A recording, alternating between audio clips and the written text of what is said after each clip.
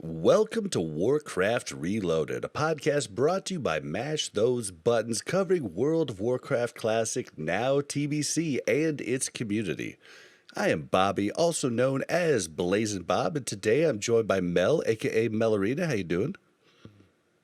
I'm wonderful. Friday. That's all. Yeah, I mean, who could ask for anything more, right? Unless you work weekends, and then, sorry guys, didn't mean to rub it in. We're also joined by Ryan, aka Yip, aka Cognitive Pit, the man of many names. How you doing, sir? Hello, I'm doing good. It's also Friday for me, which What? is good. I know.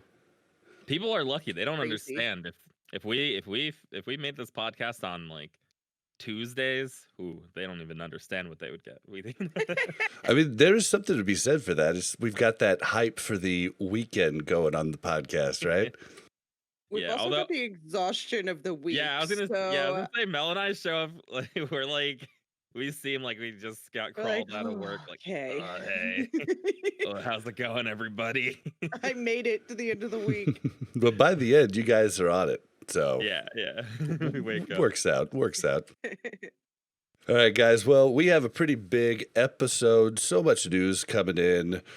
We're going to start out with, the regular housekeeping. Then we're going to move into all of the news.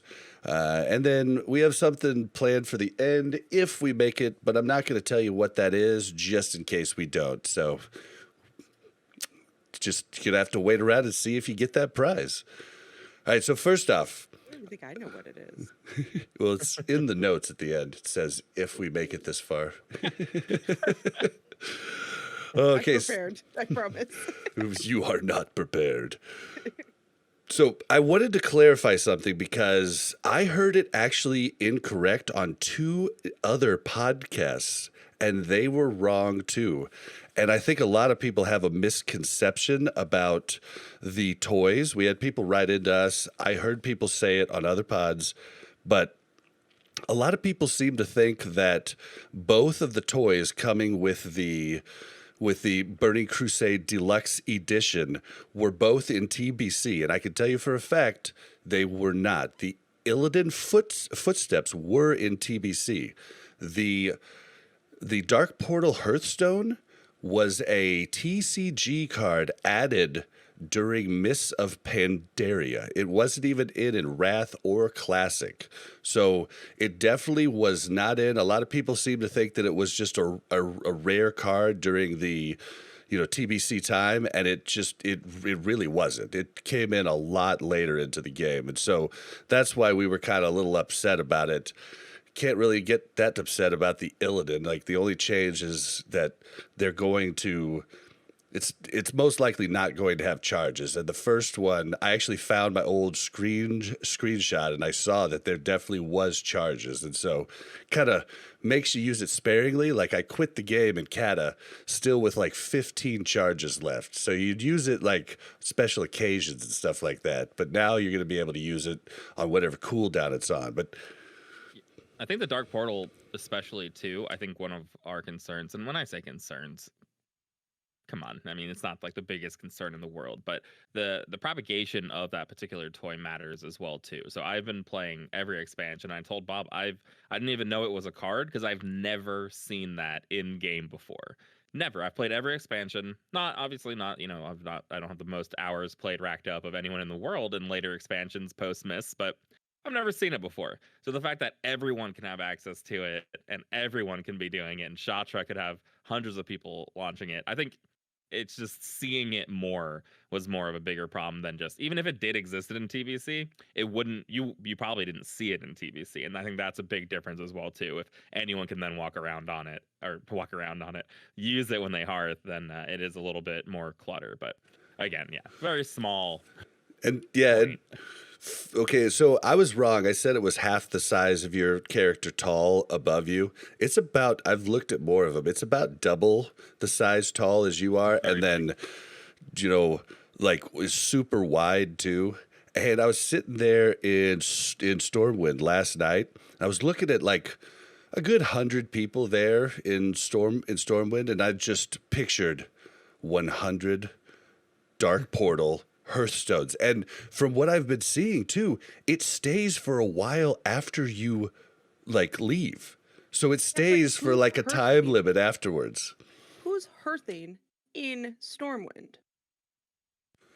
Yeah, I mean, I'm just well, saying. there's going to be a lot of people hearthing in Stormwind come TBC because you're going to have your hearth set in strat because you can always get back to Stormwind to train.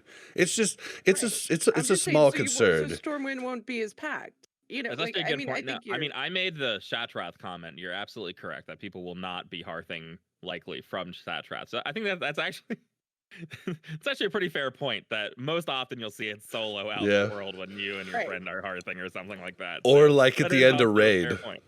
Like at the end of Yeah, I raid, mean, there's there's 25 of them just right there. And I think this particular toy is not particularly egregious. I think that the main point though is that one of the scariest things for Classic is the game no longer looking like the game that you knew. Yeah. And this is like slightly bigger than something like a Pet or Footsteps. It is a little more visually obstructive. I'm not like that upset with this particular thing, but you know, it's a slippery slope that everyone's always talking about. But if there are like 3 different Hearthstones with different effects and come Wrath, everything starts looking crazy. You just want to be careful with the stuff that gets added to the game. Or just give us just a way to toggle it off so we don't have to see it. Because if someone hearths and you're in the middle of an area and you're wanting to go fight somebody, like you can't see them on the other side. I think it has a lot more implications in the open world than people think about. This was added, at a time when the game wasn't as open world as it is now. You know what I mean? I still think, I don't know. You start turning on and off like options for people, and then things aren't as cool. And I don't know how much it affects it. I don't know. I don't care. It doesn't. Yeah, it's just Whatever. We'll see. If it becomes an issue, then we can have this discussion. But for the most part, we have no idea how popular it's going to be, how many people are going to spend $70, want to promote that they spent $70. so when it happens, I could be like, I told you so. Yes, when it happens, you can All say, right. Mel, Cool. now we can talk about it. Well, I just wish, I was all for them introducing gold sinks and different things with the cards, but I was specifically talking about the cards that were in the Burning Crusade. So we'll just have to see how it goes. I'm not going to spend this time complaining and whining because how much complaining starts to turn into whining. So we're going to move on to it, but I did want to make it clear that no, that was not in TBC, and there's a lot of people that think it was. So cleared that up. Let's move on to reviews.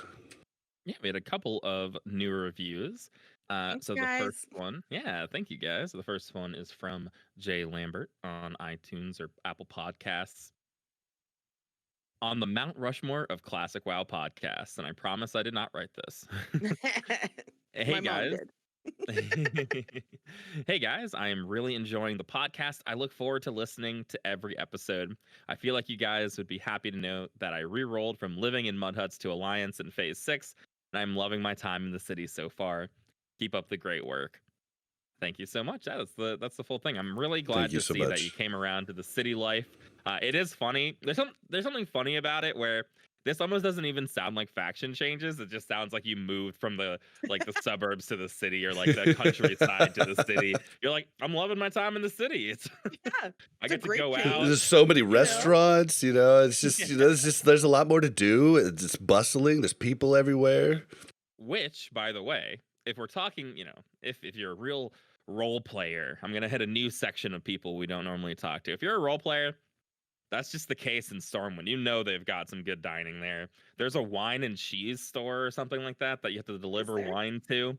Yeah. There's when you're starting out as a human, there's a quest to deliver like a package of wine to a wine and cheese store. So Stormwind does have that city life that you're looking for. And if you're looking I am a for human, and I did that quest. I just didn't really think about it as I did it. And if you're, if you're looking for a strip club, there's always Goldshire, right? Yeah, and the property values around Goldshire must be really low because they're constantly under Defias attack. So, but thank you so much. for your review. We have another one. Best review ever. Is Wait, the hold name on, of hold this on, one. hold on. I want to Sorry. actually take a second because I don't think Mel knows about this. Mel looked at me crazy when I said Goldshire Strip Club. Like, you know about the RP that goes on in the Goldshire Inn, right? No, I The overheard you ERP? listening to YouTube, and it was talking. It was like Asmongold, Asmongold yeah. interviewing this like RP stripper, and I was like, "What is happening right Goldshire now?" is the red light district of roleplay servers. What? Is probably the best way to put it. I didn't even know this was a thing. I wonder how that's why I had to stop us because I wonder how Different life. many listeners don't know that. I just know that because I consume so much content. I'm originally from an RP server. It wasn't that kind of RP server. Like it wasn't like Yep. it wasn't like Moonguard. I think Moonguard on retail is like the classic. They're kind of I don't want to isolate people, but I think as a whole, people consider them more on the degenerate role plays. It's the it's not just I look at my cool sword. It goes a little further than that. My server wasn't quite like that, but I did know all about it because I grew up on a roleplay server. So Dude, I was People do that. just on White Man.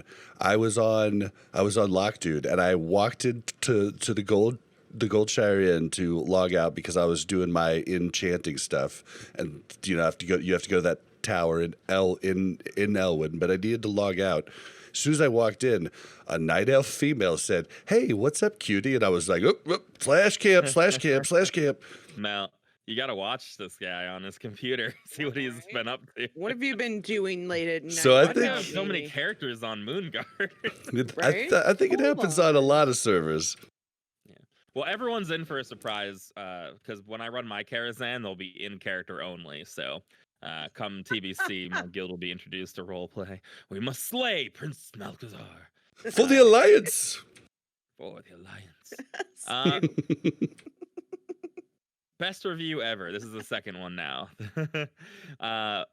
Hello, Bob, Yip, and Mel, in that order. I am Zells from the server Grobulus. I want to come here and it says hello, Bob, Yipe, and Mel. yes, it Yeah, does say but he Yipe. meant to say yip. No, I have think so he many was- names. How could anybody possibly correctly spell everything? I think it was him meaning to be like, I'm gonna spell his name wrong, so Mel is actually first. That could be. Yeah, we were on even levels here. But I want to come here and let you guys know that I've joined WoW Classic because of you guys. This podcast brought me to memory on Forgotten About. Seems like hopefully good ones. Controversial point here, just to talk some smack. Bob, you're the GOAT, man. I want to give you the credit of me returning to World of Warcraft. Your passion for the game is so contagious, I couldn't ignore it. Yep, I love how you are like the mediator of the pod and always come prepared and ready to own. I am always ready to own. Thank you for Kind of the dad of the acknowledging pod, that. right? What is Yeah, the I'm just- mediator between Bob and I? I'm here to just dab on the hater. Okay, I'm sorry, but and Mel.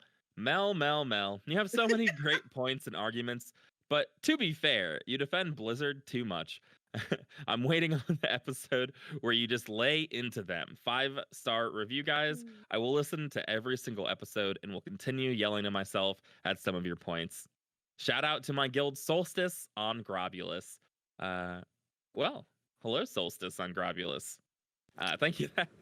Thanks for the review, Zells. That was very nice. I can tell that you definitely listen and pay attention because I think you've nailed us pretty well. Bob is the GOAT. It's fine. I'm It's fine fine. with that. As long as I'm ready to own, I'm fine. The goat or a goat? I don't know if it's clear. I- Yeah, it but, does you say- know. I mean, it Let's said say the goat man, man. so I could just be a goat man, which I'm cool with too. I've got the beard to be the goat man, Maybe that's what he was meaning. I think I'm gonna take it that way. Yeah, we'll have to see. Well, we have on this podcast, we do have something that Mel will have. I'll get to grill Mel on with Blizzard business decisions, so we will be able to kind of God. touch on everybody's points today. Yep, To sweet, be sweet. fair, it is not always that I agree with Blizzard. I am just trying to come from a business standpoint on how they could be thinking about it. So when I say things about Blizzard, it's not that I'm on their side. I'm just trying to be realistic about what their thoughts are so that we can try to understand where we're going. Yeah, she's definitely not on the side of it a lot of times, guys. She's just trying to give you a devil's advocate. And I mean, the podcast would be pretty boring if we all said the same thing. Echo, echo, And I just have echo, a you lot of know? knowledge about business and growing business and what type of people you will encounter and, all of that stuff. So I think that's where I come from. And I don't agree with this, but here's what Here's is why they're doing it. probably happening around that office. Yeah, and I think as we've noticed and we talked about the deluxe edition and things like that, there's gonna be ground that we can seed on. We're not gonna get a perfect private server experience that is like funded by Blizzard and we don't have to pay for it. Like there is middle ground that needs to be reached, and I think there's plenty of room to talk about some business decisions. But maybe they don't know what they're doing, as we'll find out soon. Yeah. But out of touch. Really? I feel like this So, is a cliffhanger for me. all right. So, what have you guys been doing in WoW lately? Well, not raiding anymore. we True. we finished our last raid, our last official Vargflocken raid. I made it. I made it to the mall. I feel I'm sad. I'm You happy. didn't miss any? I didn't miss a single raid. Wow. From Yeah. the first one to the last one. It got a little rocky at the end there on KT, but we pushed through. We Yeah, pushed through. We wiped twice on KT, which is for other than the first time we did KT. I'm not sure we ever wiped more than a single time on And KT. didn't we one-shot Saf? Yeah. I mean, the problem with KT is just it's so random. You don't know what kind of fight you're gonna get. How often are we gonna get mind controlled? And if people aren't paying attention, it's so easy it's like a serious mind control. Bob got destroyed by our IDD. Dude, cutie. IDD is like the guild killer. Like, he hit me for 5,250 damage. That's what One that's what shot. I mean. Imagine being a clothy or imagine being a Yeah. healer. Like No if people hope. aren't on top of their CCs, you'll just go murder people if you're a melee that gets mind controlled. So it's very easy on KT to mess up. But after wiping twice, it's like, whoa, maybe we need to like refocus and come back. But we were able to get it down. Finished another one night, a little overtime, but we're all Nobody done. wanted to come back Thursday. Like at that point, we were like, we have to get this down right now because Yep, I'm not definitely. coming back on Thursday just Yeah, to you do don't- KT because people wouldn't focus. Well, the nice thing is that we'd get to spend more time together. Instead, we had last night off, and I missed all my friends. It was. I don't know. I quite the needed that experience. time off, kind of. No, I'm played Mario joking. I Party. need it. Yeah, I mean, listen, there's there's only so much WoW you can play. I need this break desperately. We've been raiding, and it's just you need a little break. Things are gonna get really hardcore for TBC, and that's where I'm at. So what have I been doing in WoW lately? Not too much other than raiding. Pre-patch, I got some stuff I need to get done, like finishing up some profession stuff and maybe trying to make a little more gold before it rolls around, but not burning out before we do 150 dungeons in 2 days. That's my that's my TBC Yeah, plan. definitely. Oh man, yeah. For me, I've been doing a few things. I've been working up fishing on multiple characters still, which is good because you can multitask and do other things. But then Mel helped me. We went in, we destroyed a few lower level dungeons. We went and took all the cloth, made stuff from the cloth, got the greens and the blues, disenchanted everything, and we worked me up to 300 enchanting on Lockdude because with the drums changes, I was like, sweet, going enchanting, and so I got that worked up, all done. I'm ready with that, and yeah, I've just how been Bob kind of says prepping. Me and him, because for stockades, Bob was there for the first couple runs. Then he was at the enchanting trainer and at the tailor, and I was like, "Want me to run it And again?" Mel And kept he's like, bringing me stuff so I could keep working up. I was like, "Oh my god!" And he's like, "I don't know if AOE is the way to go here," and I was like, "No, I'm just gonna." And I had Ani for some reason because I was in Stormwind, and I was just like, "I'm gonna pull everything. I'm gonna Holy Nova. They're gonna die." Okay. Yeah, she whooped it, and we did that. Then Went I'm not to even SM, disciplined. and we I got have power SM infusion. done, and then Good. yeah.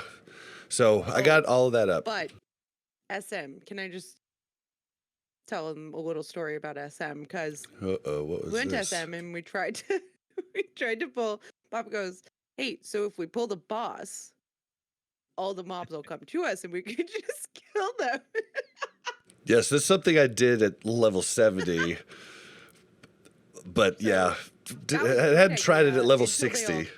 got there, and then they all got there, and I tried to AOE, and they just all attacked me and murdered me. And then I was like, okay, so I guess I should wait to AOE. But Bob can't get aggro on, Nah. 50 Yeah. mobs. And so, oh my god, it was just such a. We had a good time, though. We had a good time. It was lessons learned. Did we? Oh, so yeah, we did that. And then, Mel, have you been doing anything else besides just kind of helping me get my stuff going? You did some fishing, right? No.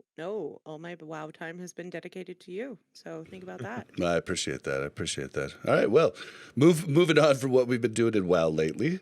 I was kind of thinking about talking about this here, but do you guys think we should talk about the outrage later when we talk about the changes that they made? Yeah. Okay. Yeah, we'll talk about that in the news. All right, well, then let's move on to the news.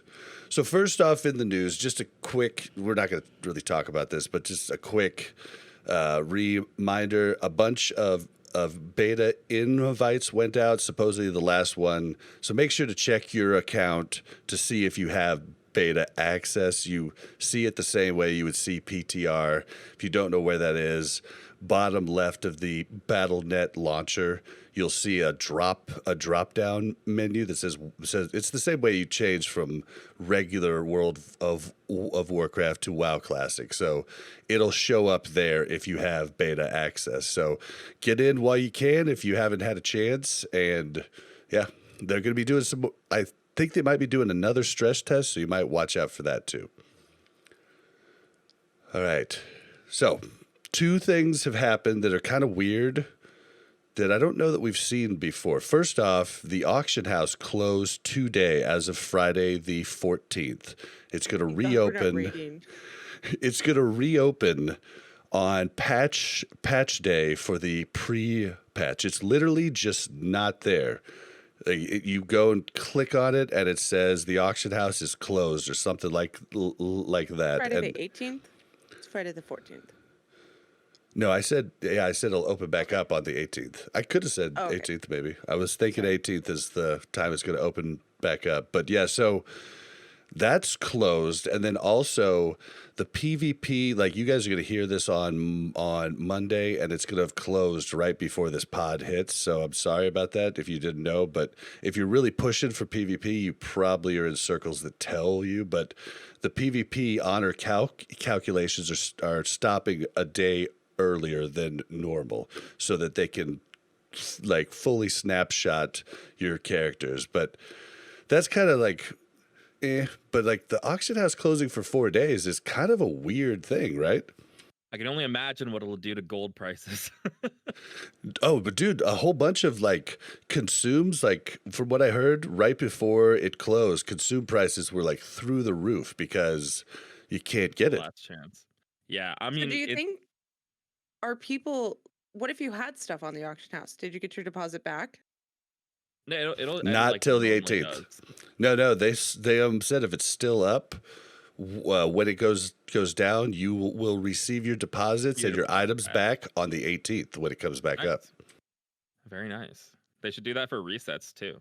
But on the 18th, which means it's not going to be in your inventory for your snapshot, which I guess is probably fine. But it'll be in the mailboxes inventory for snapshot. Oh, okay. It'll still be in your snapshot. Okay.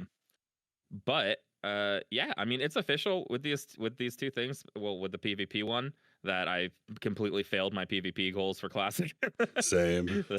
That there's no coming back, which I forgot to mention in the what are we doing in WoW. I've also failed my one goal for my warrior of getting Thunder Fury. So That Oh yeah. I'm ending vanilla with a couple failures, but that's okay. We had a good time. I ended up liking my So sad. warrior more than I thought I would.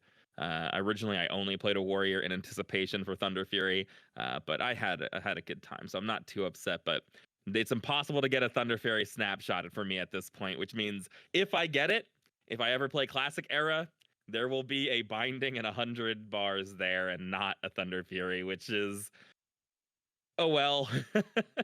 But Oh, yeah, and I think I'm maybe like rank 4 or 5 for PvP, and it's official. That's how we ended yeah. classic. Yeah, I Oh, don't feels know. bad, The man. PvP stuff, ooh, that was not my thing in Classic. It's so 100 to 0. It's all about globaling. It gets so much better later, but I had definitely forgotten how global it was. Oh man, but yeah, so it's just been a little weird. Like I was on right before the pod, and people were like trying to sell stuff and trade, and I was like, "Huh, this is weird." It was really weird, really Yeah, like bizarre. it's just yeah, and it's not just like a small period of time. It's 4 days. I mean, it's a while.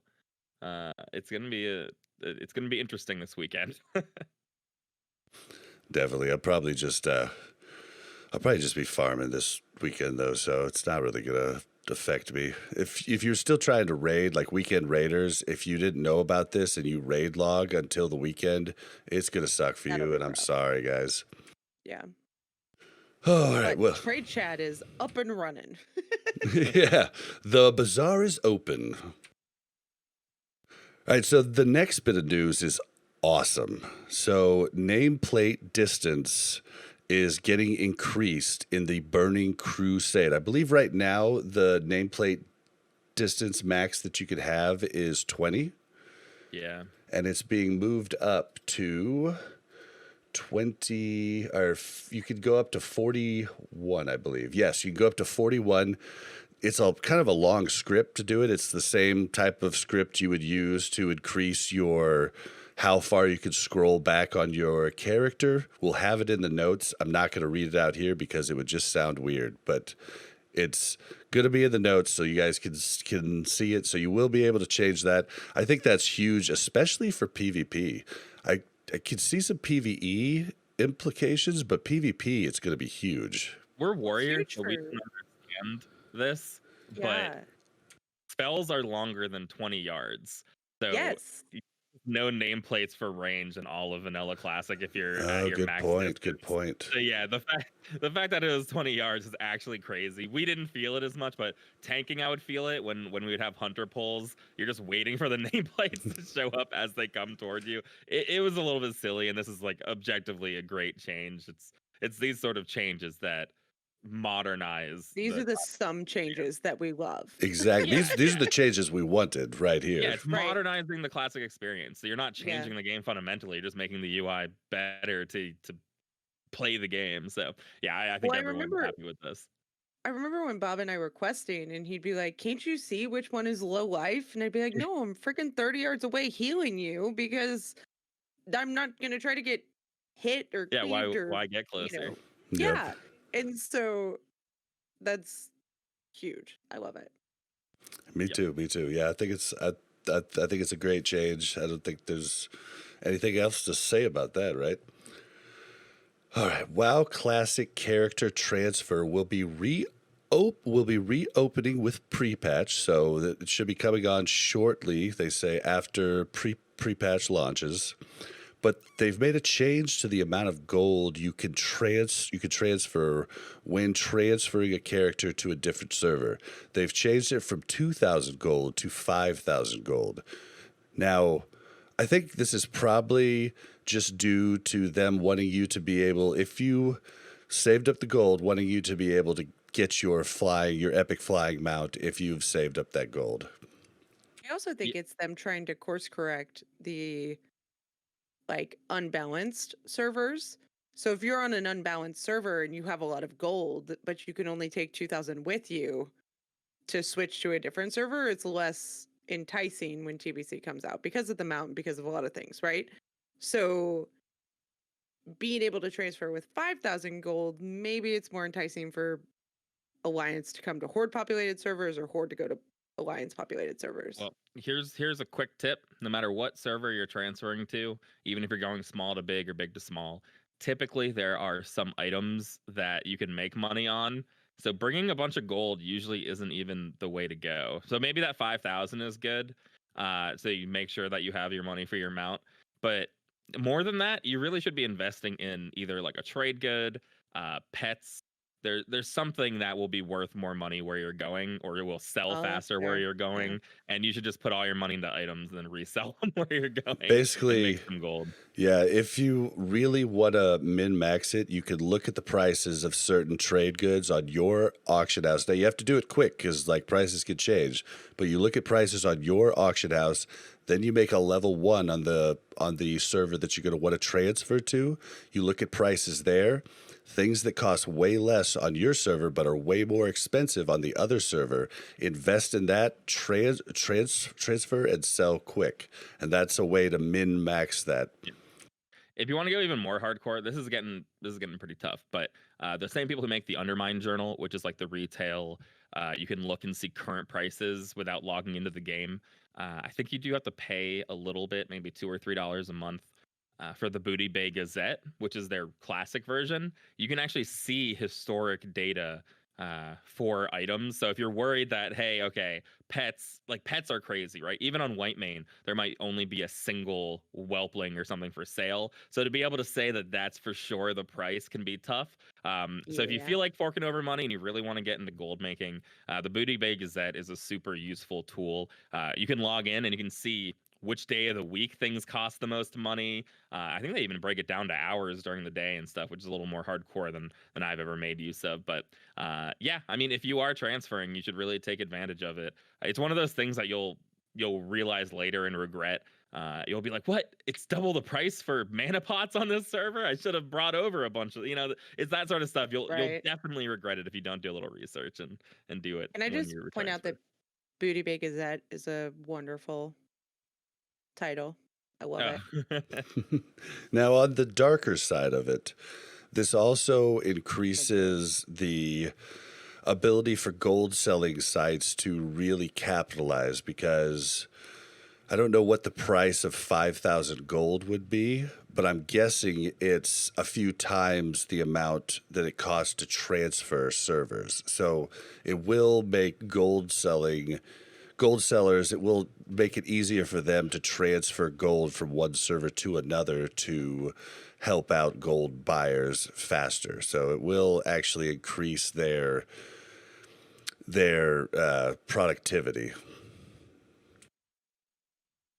I hate to say it, but as Gip would say, it is what it is, Yeah, I mean, it's tough because like almost everything you do, like the auction house shutdown, just changes how gold sellers are working. Unfortunately, we can't talk about it every episode, but if there is one most important thing to talk about, it'd be bots and gold sellers every week and how they affect games. But almost every game out there is struggling from the same thing, whether it's gold sellers or like if it's a shooter game like hackers and bots and cheats and things like that. Every game these days is struggling with it, unfortunately.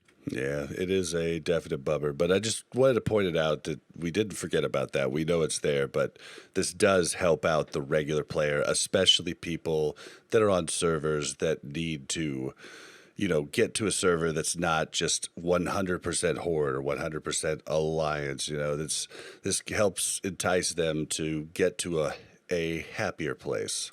Yeah, it's definitely silly for the Hey, guys. transfer limit to be lower than Can we the pause for a cost of second? epic flying. Like, What did you say, Bill? Can we pause for a second? Oh, yeah. All right, what's up, chat? We are on an actual podcast pause. So, wow, we are. do you guys have any questions you have for us? Anything you want to know? Come to interact with our chat. Hey guys. Favorite TBC mount? There's not that many TBC mounts. Oh, we know your favorite. It's the What's my one you favorite? get from the druid. Oh, Ravenlord. Yeah. Yep. If Yeah, it that's, yeah, yep. That's my favorite TBC mount. Yeah, if it is the comes in, it would be the headless horseman mount, but we still don't know if they're actually gonna allow that in since it I really hope not. didn't show up in TBC. Yeah, Okay. it's really pre-patch of Wrath, and just the flying horse ruins, like, I don't know. There's Pegasus. like the Kara horse, and one flies and one doesn't. Oh, And so like true. having the Kara horse and it not being able to fly is kind of like a spit in the face or something. If there's just the event mount that will drop for people. What if they made it so it was only a ground mount in TBC? Would you be good with that? Yeah, that's probably fine. I It's a don't think nice it happy matters that much. medium. But that's I'm also biased because I've never really been that into. Ooh, Nether Ray is a really solid second for flying mount. Nether Ray is pretty high up Oh there. yeah, dude. That's one that in retail, if you get on, people are like, "What is that mount?" Like, not that many people ride Nether Rays, Dude, and it they're pretty takes weird looking. it takes a long time to get. I got close to it, but I just gave up. In Are you thinking about in Nether actual Drake or are you thinking about Nether Ray? Nether Ray, I didn't even. Yeah, I Oh, didn't get it's close just to dailies. Drake. You just gotta keep doing dailies. I know. I every just got day. so tired of them. I just gave up on it. I was Yeah. like, nah, forget it, dude. Yeah, it's definitely annoying. A lot of people miss it, and now with retail, like if you join the game post TBC, there's like going back and getting the Nether Ray is a pain. So it is like a really solid mount for looks going forward. So Yam Starch in the chat made the same error that I did. He, just like I thought, the flying Oh, the carpet carpet? was in TBC. Yeah, It's not not, in. dude. We actually I thought that for the longest time. I was proved wrong by multiple people. This flying carpet is not there. It's Wrath. Wrath pre-patch, I believe, is when it shows up. Yeah, the Nether Ray is great. Yeah, small unobtrusive mounts are nice. So the Nether Ray is great for that. Underrated on. mounts. Here are the underrated mounts of TBC that are my favorite. Talbucks. Getting Talbucks from Nagrand are like they're really nice mounts, and there's a shit ton of color varieties for the Talbuck. There's just like an unbelievable amount of color varieties, I think. There is, isn't there? Yeah. There's like so you can have some really nice looking mounts, and they're cool. They're like big elk, deer like things. They're I don't know, they're cool. It's just ground mounts. I don't know. This is ground mounts. Yeah, well, I mean, In ground. PvP, Yeah, it's ground kinda- mounts are important if you're going to do a lot of PvP and battlegrounds and Yeah, stuff like ground mounts that. are important. Yeah, but in that case, the Raven Lord is obviously insane. But Oh, the flying cloud is. Does that The kind of look flying like cloud. Does it look like Goku's Nimbus? It's a disc, right? It's a cloud, but you're like standing on a disc. I think, while you're doing it, I could be wrong. Mel, can we get an update on how you're coming along? Yes, I've tried to interrupt multiple times. Oh, but sorry, you guys are sorry.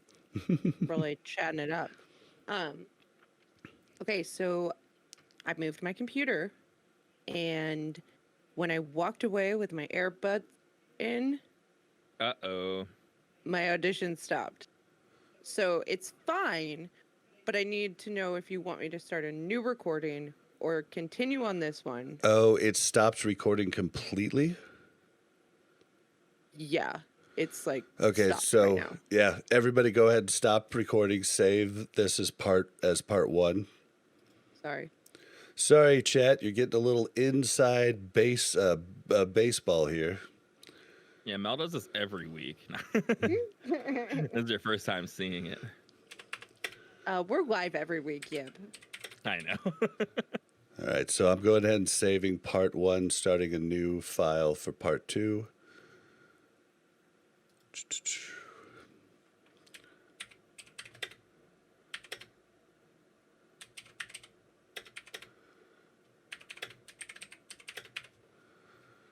All right. I'm ready when you guys are. Yeah, let me just make sure the. Well, maybe this will be the week that'll be fun to finally live stream my edit of the podcast. A little more work to do this time. Well, it's just like this will still be easier than like a 5-person podcast. I'm recording. All right, recording. Mel, are you good? Yes. All right, you're recording? All right. 3, 2, 1, check. Check. 3, 2, 1, check. Check. Clap. 3, 2, 1. Let it clear.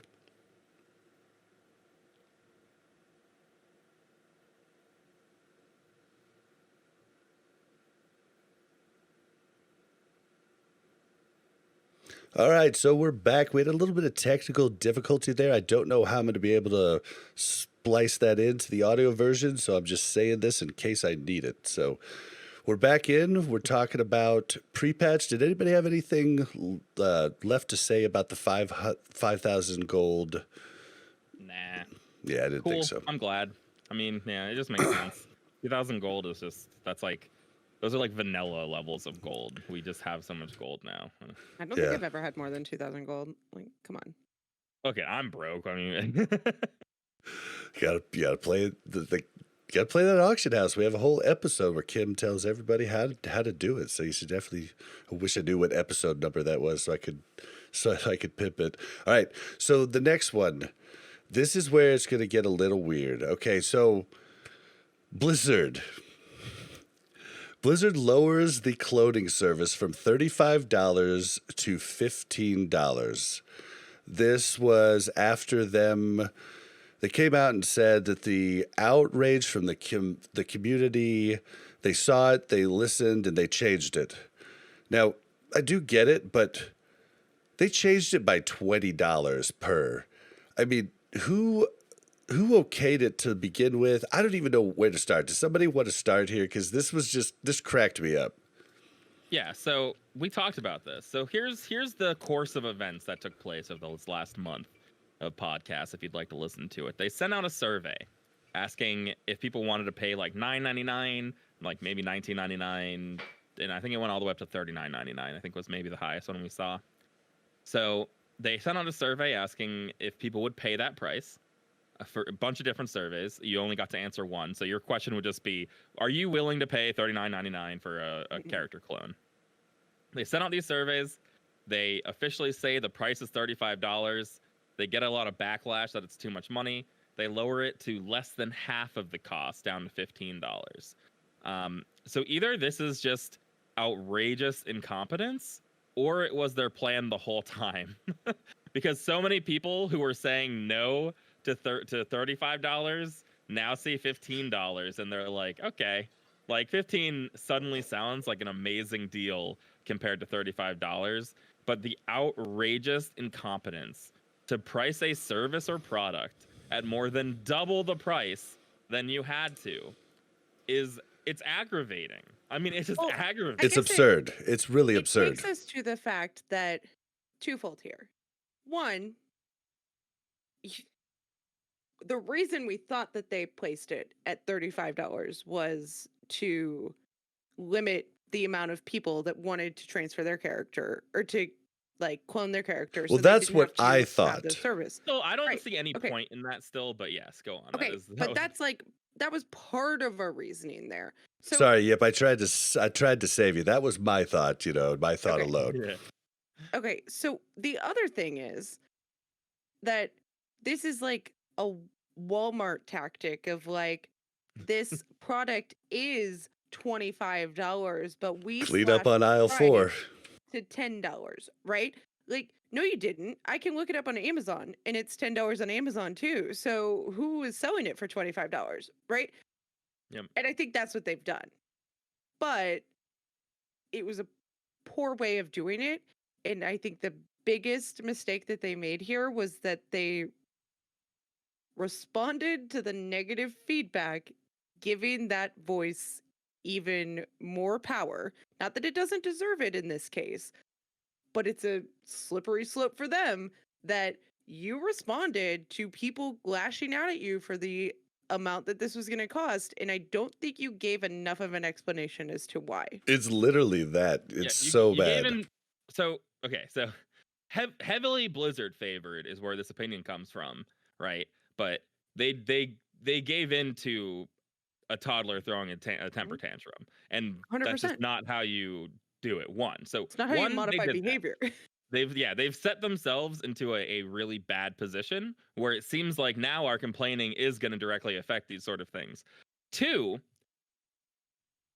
our understanding of this cost is the amount of resources it would take in order to keep a server up and running, right? We say, okay, they've never offered this product before. They're keeping extra servers running that they wouldn't have kept running for this particular project.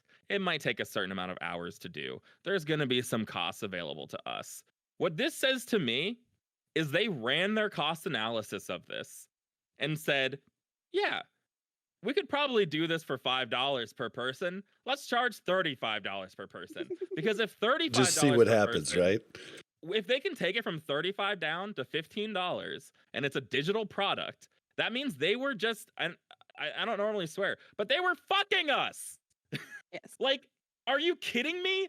Is this a digital product? I work in a service, right? I own a marketing company. All my products are service-based, right? So they don't have a real product value to them. It's based on labor. It's based on profit margin, other variable and fixed costs that my business has. If I could take a product that I sell and then reduce it by more than 50%, then I would have no clients, because it's just absolutely, it's insulting to me that they can profit at $15 per person, but they were putting it at $35 per person. Because they're not profiting at $15. Yeah, they're not. Right? Oh, they're definitely making a profit at 15. They wouldn't bring it down to 15. I think that's the BS about it, right? Is they said, over the last week or so, we've gotten a very large amount of feedback from the community, and we decided to lower the price. That's great. Why did you put it at that place in the beginning? And the only reason you decided to lower the price was because you realized by having it at that price that you were going to actually make less money, because so many more people weren't going to pay for the character transfer, that now it's transitioned into this idealism that Bob had about, like, well, maybe they just want to know the active people on the server. No, it was about money, and they can't get that money with the $35, so they're going with 15, because twice as many people will pay the 15, and that's a lot more money than half the people paying 35. Like, yeah, the opposite effect needs to happen. Like, I don't want to cause an outrage here, but the outrage that you felt at $35 should not be subsided because they moved it to 15. You should be even more mad about it. The fact that they didn't need to charge anywhere close to 35 and we're going to, you should be more mad now. You should be upset, because how do you trust any price point for anything now? Like, everything is now just, they're just going to charge us anything. Why send a survey? I know. Do research? Why do any market research if you're then just gonna I'm absolutely flabbergasted. When I price out a service, like, we test it to see if the service works. We want to make sure it's good. We have to figure out what it costs us to do, and we have to figure out what it's worth to somebody. And then you talk to people, you figure out what price point makes sense, right? If you're going to do market research, then the survey, fine. We talked about the survey and some of the problems with that data collection to begin with. It is a little bit odd, the way that they handled it. And personally, if I was doing that to, like, clients and sending out these kind of surveys, would you pay X, would you pay Y, I wouldn't find that data to be particularly useful. Coming back to me. It's not valid data. Why send a survey at all if you can be that finicky with your pricing within, like, a 7-day period? It's just, to me, if they went down to 30 or 27, maybe I could say $29.99. They're cutting their profit margin. Okay, that's good. Good for them, right? Going down this much, this is literally inexcusable, and it kicks them in the ass. Like, they have zero credibility now. And I am so freaking glad you guys are, like, echoing exactly my thoughts. I was just like, everybody's praising them, like, oh, they're saying things like Blizzard, this is a good change. I'm glad you did it. I can't believe it took everybody so long to, like, or so much outcry for you to change this. And it's just like, I'm just looking at the change and being like, this is absurd. Yeah, if Yeah, anybody thinks this is not about the money and the fact that they thought that they were going to lose money by charging more, no, they're Blizzard crazy. finally listening. Blizzard is No, finally they're not. Yeah. listening to the player base. And They're they're listening not. to the number of people that Yeah. said they were I not going to know. buy it. Because now. So I'm yes, telling they're you- listening to us because we're not going to pay for their Exactly. service. And they're not listening with the Dark Portal Hearthstone. They're not listening with the mount. They're not listening with the 58 boost, which I do think Listening with the it's a lot of profitable people item. still excited about the 58 boost, but they're not listening about a lot of things, but they are about this. It's just But the thing and that affects yeah, their profit margin. That is the thing that they are listening to, is the thing that affects their profit margin. And why I aren't they feel like- why aren't they researching prior? First of all, yeah, research prior. Don't do open surveys, first of all. Like, that whole thing was ridiculous, and I was mad about that to begin with. Hire me, Blizzard. I will handle all of your problems. It is so easy. Don't hire It is me. so easy. You ready? It's $35. We have listened to community feedback. We've decided that because we want to promote an active and healthy community on Classic Era, despite the technical advances and the team members will need to put toward Classic Era, we've decided to lower the cost down to $29.99 so that we can have more players who are capable of coming onto this particular service. Or not only are we bringing it down to $29.99, we now have the ultra deluxe version of the deluxe edition of TBC, where you only pay an extra $20 on top of, now it's $90 for the ultra deluxe. You pay an extra $20, and now you can also get your copy at the same time. All of these things, they still make more than $15 per person. Yeah. But it just sounds so much better. Or it sounds like they have a reason they're doing it, and Like, like honestly, they're taking a hit for it. well, They okay. said nothing. They literally just framed it as people have complained, so we lowered the cost a little bit. And it's just absurd to me that this is what Blizzard marketing has come to. Like, I felt like them just shutting up would have been better than this. Or they could have done something. They could have done something where they said they could have just really turned it around on the people that write up the blue post, and they could have said, "Oh, this was an error. This was an error. We meant $35 for your account, not Yeah, but I don't know. your individual characters." Because everybody's like, "I'm gonna have to pay $35 a character. I have four characters." They could have just been like, "No. That it was a misunderstanding between the development team and the community team. We're changing it to $35 per account." Or they even could have just come out and said, "Sorry, we didn't think about the fact that people would want to move more than one character, and we're going to let you have this for $35 for the entire account and all characters." And that would have been a fix that would have made sense too. But this just dropping it to 15 is just like, wow, you guys were unprepared. Yeah, I don't think Sure. lying about it is the solution, though. Like, I don't Yeah, think yeah. lying. I'm just saying what they saying- could have done behind the scenes. That's all I'm saying.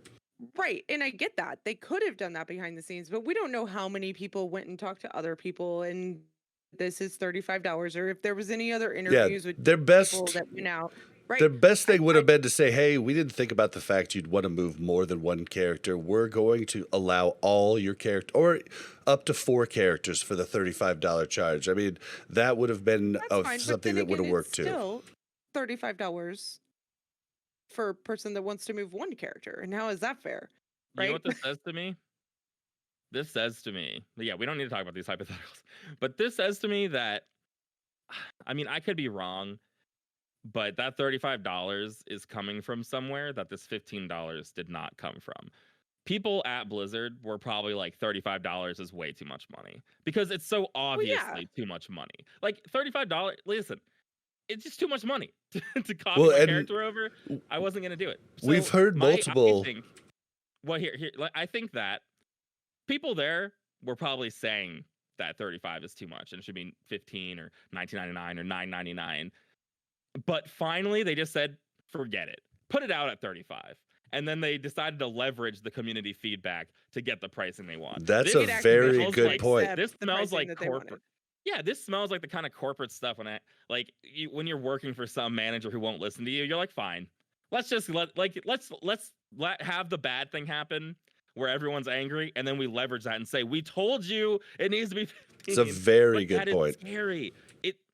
They need to be oozing confidence right now. This is their Yes. game launch. But I Classic mean- Vanilla was a joke. Classic Vanilla was, whatever. We're just putting this out there because you're begging for it. TBC is, we are now monetizing this properly. We have a bigger team. This is now a legitimate game we have, and they're just messing around. That's how it feels like. They're just flying by the seat of their pants, messing around. This is insanity that they could move it. I Well, don't know. and- That's all I have to say. And we've heard from multiple Blizzard employees. I think the last time I heard someone talk about it was Baba. Dang it, Baba Ganoush show. Baba, dang it. He's an ex-Blizzard employee, friends with Kevin Jordan. It does matter though. It's Baba something. I'll look it up. All right. Your... So he went on and did a really great interview with Josh Corbett on Countdown to Classic, and he talked about, he didn't give names, but he talked about a quote unquote money guy making his life hell. And I bet you're right, Yip. I bet you these money guys are on it, and they're like, no, we could ask this, and they're like, they just gave up and said, fine, do it, and then. It's bad for the entire company, but maybe the guys at Blizzard did us a solid behind the scenes that they'll never be able to take credit for until they leave the company. And so you have to think about that it might not be the guys that are providing the game for us. You always have to think about that. I definitely Yeah, don't I mean- think it's the guys providing the game for us. I think that's very clear. That the people providing the game for us are the gamers, the people like-minded with us that are trying to find a way with financial people that don't understand the gaming industry, that are just looking at specific numbers, right? And they say you have to hit this margin and this profit and this whatever. And they're saying these are the numbers you have to hit. So what the people that are gaming enthusiasts are trying to do is figure out what the least impactful way of hitting those numbers gets them. And I think that is just real life now. That is what people have to do. And do they always pick the right thing? No. Did they say, like, give in on the character boost and do it to 35 because whatever, I'm focused on TBC? Probably. Right? That's Well, likely the scenario that occurred. And is this the only win they got? Because the outrage was across almost the entire the hashtag some changes has been great for a while now. But last week, let's just be honest, it was a shit show. I mean, most of the changes people were pissed off about, and even retail people were pissed off because they were like, well, so I just get a mount in retail with this? I don't get the toys. I don't get, so you have to look at it from the other side too. Of the retail people were just like, well, I don't get crap for this, but a mount for $70. So it's weird how they're trying to like link the two games. I don't like that But part. It's funny because this does scream of not gamers, right? Like that's the most important thing is the $35 price point is not a gamer decision because No. gamers waste their money, but it's on very specific things that clearly someone I can see the conversation unfolding. Okay, so we have players who are willing to spend $20 a month or not $20 a month, like $20 or $25, whatever it is for a retail mount, right? We have players who are willing to spend $20 to $25 for a mount. Just a cosmetic thing in a game that they have thousands of mounts. So of course, someone would pay $35 to keep a character that they put in like 100 days played into. They got all this gear, all this loot. Of course, $35. That's only 2 of these stupid cosmetic mounts, right? That's like less than 2 mounts worth to be able to save their character and play an entire game. That obviously makes sense. But the problem is, gamers are just psychos. We will drop $50 for some cosmetic nonsense, but the access to the game, it doesn't make any sense. Like gamers aren't into that. Like we love that freemium stuff. Let us play the game for free and then charge us $80 to have a cool sword.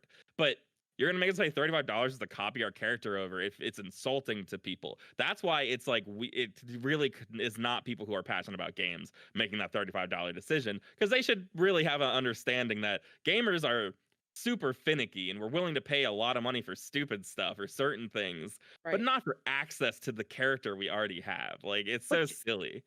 but you also have to think, so the people with the finances are saying Candy Crush does this. This game does this. Like, and if you want to like look at it as like our Blizzard people are still trying to be Blizzard people, but they're being managed by this other company, they're saying like, no, we're not going to charge for items. We're not going to get items paid. Okay, you can charge for this.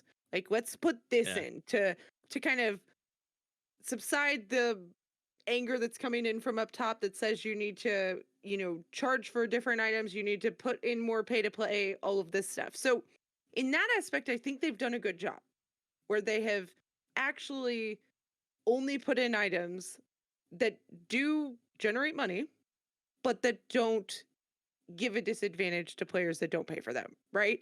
Yep. And I mean, seeing I that think that Dark they've- Portal, I'm going to keep harping on it. That Dark Portal Hearthstone, please delete it, Blizzard. Please delete it, Great. please. So would you rather have the Dark Portal Hearthstone or a epic sword that you can buy? Oh God, yeah, of Exactly. course. But I'm saying, I'm like, give me the three dwarfs dancing around you while you hearth that Yip talked about last week, not the huge freaking dark portal. Right. I guess it's just semantics though. Like, It's I not just wanna say that- semantics. It's area of effect. okay, well, I just want to say that I think that the things that they have implemented that are pay to play, other than the character cloning, have been annoying, but not game changing. And Yeah, they're fine. the character cloning, the biggest issue is the price point, and the Yep. price point decreasing by that amount of money, and showing us that that amount of money was just pure profit, and we know they're still making a profit at this Yep. amount of money. So that's they feel like they answered the call and said, we give in, here you go. But all they've shown us is that what else is there that is not costing you that much money? And Well, why yeah, don't you it's- pay your employees more then? Yeah, if you call, it's like, yeah, it's like I've seen this like on Reddit sometimes or something, like with hospital bills where, it costs this amount of money, and if you call and be like, this is too much, they'll just cut it in half. Like, yeah, all right, we'll just take some money off then. This is like that, but they took so much money off that I just am so outraged. Like, I really hope that people stay mad about this. That's like the biggest thing, is that you do see people, and even I felt relief when $15, that's more reasonable. But when you just sit back and think about what that means and what they were willing to do to the player base for classic era servers, it's just way too crazy. Now, if they had infrastructure for Classic Plus, and we knew that there was going to be a Classic Plus experience, I can understand there being some sort of box price tied to that. But as of right now, Classic Era is a museum, and they were gonna just take every Bank on penny it. they could from the player base, and they still are. And people are gonna be they're gonna be they're gonna be satiated with that. They're gonna be fine. Oh, $15, that's fine. Don't be mad that Blizzard was willing to sell their players out. That's kind Honestly, of the don't do it. beauty. If you want to play Classic Era, start a new character on Classic Era server and play it again. Like, what do you need to do with your Okay, current I don't. character? Yeah, You I need to don't. keep I don't going even. next? We've talked about this many times, but I was just. I was just gonna say, like, that's the beauty of our format as opposed to like 10-minute YouTube videos, because we have time to like actually take in and think about it. Because I don't know about you, Mel, but I know Yip said it, and I definitely felt it. Like the first time I saw it, I was like, oh, good change. I tweeted about it and then said something like, oh, good change. Now can we talk about deleting the Dark Portal Hearthstone? But like, I didn't even really, it didn't sink in until later that I actually thought about, well, this was huge. So it's, I mean, part of me doesn't like that we have, like a format that comes out the same time every week. But the other part of me feels like it's kind of blessed to have time to really soak it in and give like true thoughts after sleeping on it. Yeah, they like you'll by the time you listen to this, the auction houses are probably about to open up again, and then so that's the negative. The positive is that we can sit and get mad about these things before the podcast happens. We can really Yeah. think about how Blizzard is still the bad guys here. But this is what I was talking about earlier. This is what I was alluding to. I was like, there's no way Mel's gonna be on Blizzard's side with these kind of ridiculous. Because this is bad business. Like this is just bad Right. business. This is just bad business. And I'm not on their side when they do bad business. And I'm not Yeah, even on their yeah. side when they do good business. Yeah, I this just is try to bad understand business. it. This Yeah, is like, you can't bad. even understand this. There's no positive here for Blizzard. This makes them look bad. Yeah, And this it is like makes their it seem rookie like that. marketer was like, Yeah. we should just do it. Like, let's go. And it got an initial positive reaction and it was like, yay, you're the best. And now I feel like they're just going to realize, oh, you gave in to the tantrum. And now guess what? That's all you're Yeah. going to get. And now guess what? Nobody trusts anything that you say because they're going to question every price point you put on anything in Yep. the future because Yep. you obviously are making so much money. And that's just stupid. Like, I if mean, I have could you- decrease All the right, cost well- of my services by half, It's too hot. It's too crazy. No. Yeah. Like that amount it's predatory almost. Like if you think because we don't know the cost. We don't know the cost of the good. So with digital products, like I understand that you have to make a profit, but I assume that there is some labor and there are some other costs involved. You know, there's server costs, there's power costs, there's labor costs. I totally understand that, but yeah, it's mean, just way from too okay, crazy. from an IT perspective, I can give you a little insight on what the cost is. It's all up front. There's no cost afterwards. What they have to do maintenance. is, well, yes, if people play. But what they have to do up front is they have to make the new classic era servers. They have to copy the player database from the existing classic servers that are going to move to Burning Crusade, and they have to import that database into the classic era servers. Now, all the work's done. All that has to be done after that is they have to mark that character on the database as live, because your characters are all going to show gray. As soon as you pay that $15 cloning fee on either server, the database gets one check and it's just live. And then that character is available to you at that. There's no cost of moving it from one, because if you server transfer, what they're doing is moving your character data from one database to another. That's not what they're doing here. They're literally doing all the cost up front. I don't know what that costs, but it's not that high. I guarantee you. Yeah, I mean but when we first started talking about prices associated with this, everyone would say like, "Oh, it's like there's costs involved. Like they're doing this, like they can't do it for free because this is something they don't normally do. You don't normally get to keep your character like in two versions of the game." So I get it, Right. but like it's if we're talking like But a knowing, 600% it's the markup, fact that an 800% knowing, markup, like what are Yeah. we talking here on that $35 Yeah. price point? Did they do a cost analysis and they're like, okay, this is how much it costs? And then they were like, yeah, $35 will make us 100x more than we need. Like, it is so crazy. Yeah. And the way that the blue post says I wish they really need to be more specific. They should have put out something better, because they say specifically a lower price will likely still accomplish our goals with the new service, but they don't explain what the new goal is. And the way I read this is a price goal that they want, like they will still make enough money for this to be worth it, but it, which just shoots them in the foot. And right? It's like, and me looking so on if the that bright lower side. price Yeah, would but still accomplish it. Why are you doing it? well, but and then there's the other school of thought. Me looking on the bright side is like, hey, I want them to charge more so that those servers are actually populated, which doesn't matter. We're going to talk about another change later. So, all right, we should probably move on. We've harped on this a we're kinda lot. talking So, in circles now. yeah, we're Yeah, we just are. like we're continuing to bitch, but you know what? hammering Like, it home. yeah, it's definitely mad. something to be angry about. But and it's not just us that is angry. So Blizzard recently on the World of Warcraft YouTube put out a new classic video explaining Draenei and I'm never going to say that right, but Draenei or however you say it, and Blood Elves, and they explained, what they do. They explained jewel crafting and the pre-patch. It was like a new video that they put together. Right now, it has 3 times the dislikes that it has likes. People are angry, and this video shows it. Like if you look at the video that played at BlizzCon line of the "you are not prepared" video that they kind of tweaked and changed, that has 40,000 likes to like 1,000 dislikes. So people went from really excited to mad. Have you guys watched this? Yeah, but no, I don't think they're not mad at anything in the video, which is the silly thing. Is like everyone's just mad about. The problem is like, what are people mad about, and what are the merits of being mad about it?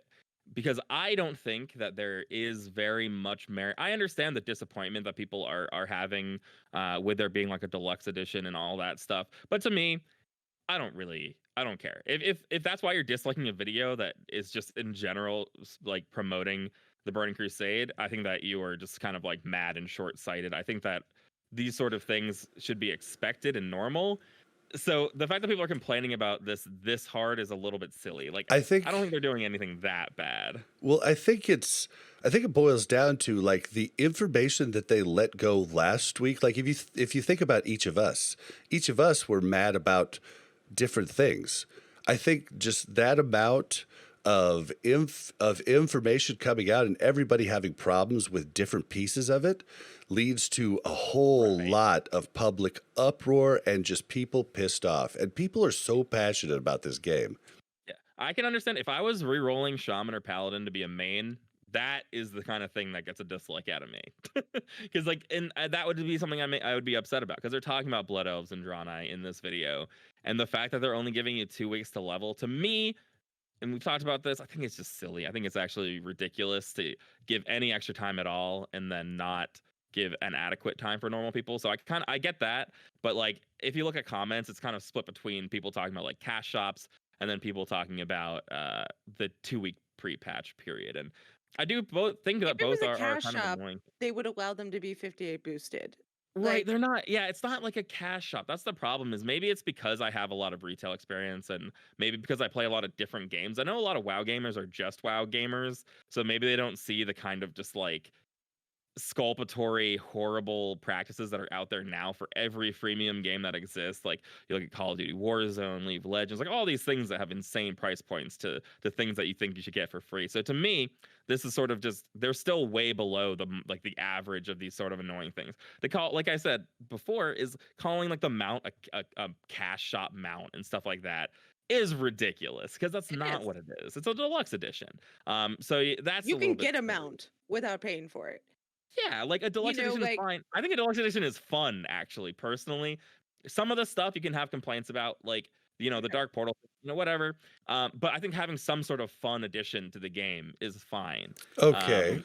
Okay. Well, then let me move it on to the next point. Actually, I'm going to skip the next point that's in the notes, because do we really need to talk about that? Maybe we can talk about it after. But just because of what you just mentioned, the Burning Crusade, Wowhead got their Burning Crusade Classic press kit. Now, this is something that I think what I was pointing out before is this is the type of thing that should have been the actual deluxe edition or the collector's edition. So let me tell you what the press kit gets. This is what the press guys get, guys. So, and don't worry, we didn't get it, so don't get mad at us. But it's basically a whole bunch of actual physical items. It's 3 coasters, which are Burning everything's Burning Crusade. So there's 3 coasters. There's 5 magnetic badges. There's an Outland map puzzle, which would have been great for collectors to put together and then frame. It would have been something you could keep as art for a long time. There's a map of Outland that you get that looks pretty fancy. This is the type of thing that I thought should have been in a collector's edition or a deluxe. I guess deluxe editions oftentimes don't come with these types of things in this day and age, but collector's editions do. So maybe this is, but it's too late. Like, if this is like something they were going to offer for a collector's edition, it's kind of too They're not. late. They did the same thing with the vanilla release too. They had a little press kit like this, which again, the classic vanilla release was, I don't want to say a joke, but it was a trial. It's a test. It's a tiny thing people are clamoring for. Let's see how it goes. Now this is a real game. They are charging us $70 for a deluxe edition. They are capable and have made physical Burning Crusade memorabilia, buttons. They've got a map. They've got coasters, magnetic badges, and a map puzzle. And we can't get that in our deluxe edition or super deluxe edition that costs a little bit more than the $70. Come on. This is just so, what an insult. What an insult to the people that have loved Blizzard for so long that we just... Agreed. I think that you should be able to access something like this for a price point. And a statue of also Illidan. think- That's what I want. I also think that this is nothing different than what any game does to their highest like content creators. Yes, right? not every game has a deluxe edition, however. The problem is Right, that and I Blizzard think has set that's up the a difference. standard. Yeah, Blizzard has set up a standard of physical deluxe products. The fact that they're now doing a classic TBC release that has a deluxe edition is the perfect time to hit the nostalgia of like, we are older gamers, we like these physical things. Right. So like, yeah, like this is normal. Like the press kit is normal. They're not doing it to be But insulting. it's usually the press kit is a lot of times something they can also buy. It's just the press Right. gets it for free, right? Exactly, yeah. And this is listen, if you look at these items, they are pretty low quality. They are lower Yeah. quality than what you would get in a collector's edition, hands down. These are like little printable things that you could set up a Shopify site and like print all these out yourself and Yep. everything. These are not insane things, but it is just like, I just like, what are they doing? I just It don't know still what they're doing irked me. anymore. Yeah, it still Yeah, irks me I that was they up- did this. I wasn't sure if you'd be upset. Like, we didn't talk about this before the podcast. And I was wondering if you would be upset like I was. Because I was like, this is just, I want this. I don't know. I want a little Yeah. puzzle or a map or The something. fact that they just don't even have it available to other people Yeah. is And, really, like, even if Charge it a wasn't even profit. Or just Even if it reprint wasn't the the- art book that came with the original TBC or something like that. I mean, I would pay for that because I lost mine. I just don't think it's, I don't know, giving exclusive things to people. Streamer privilege, man. Streamer privilege.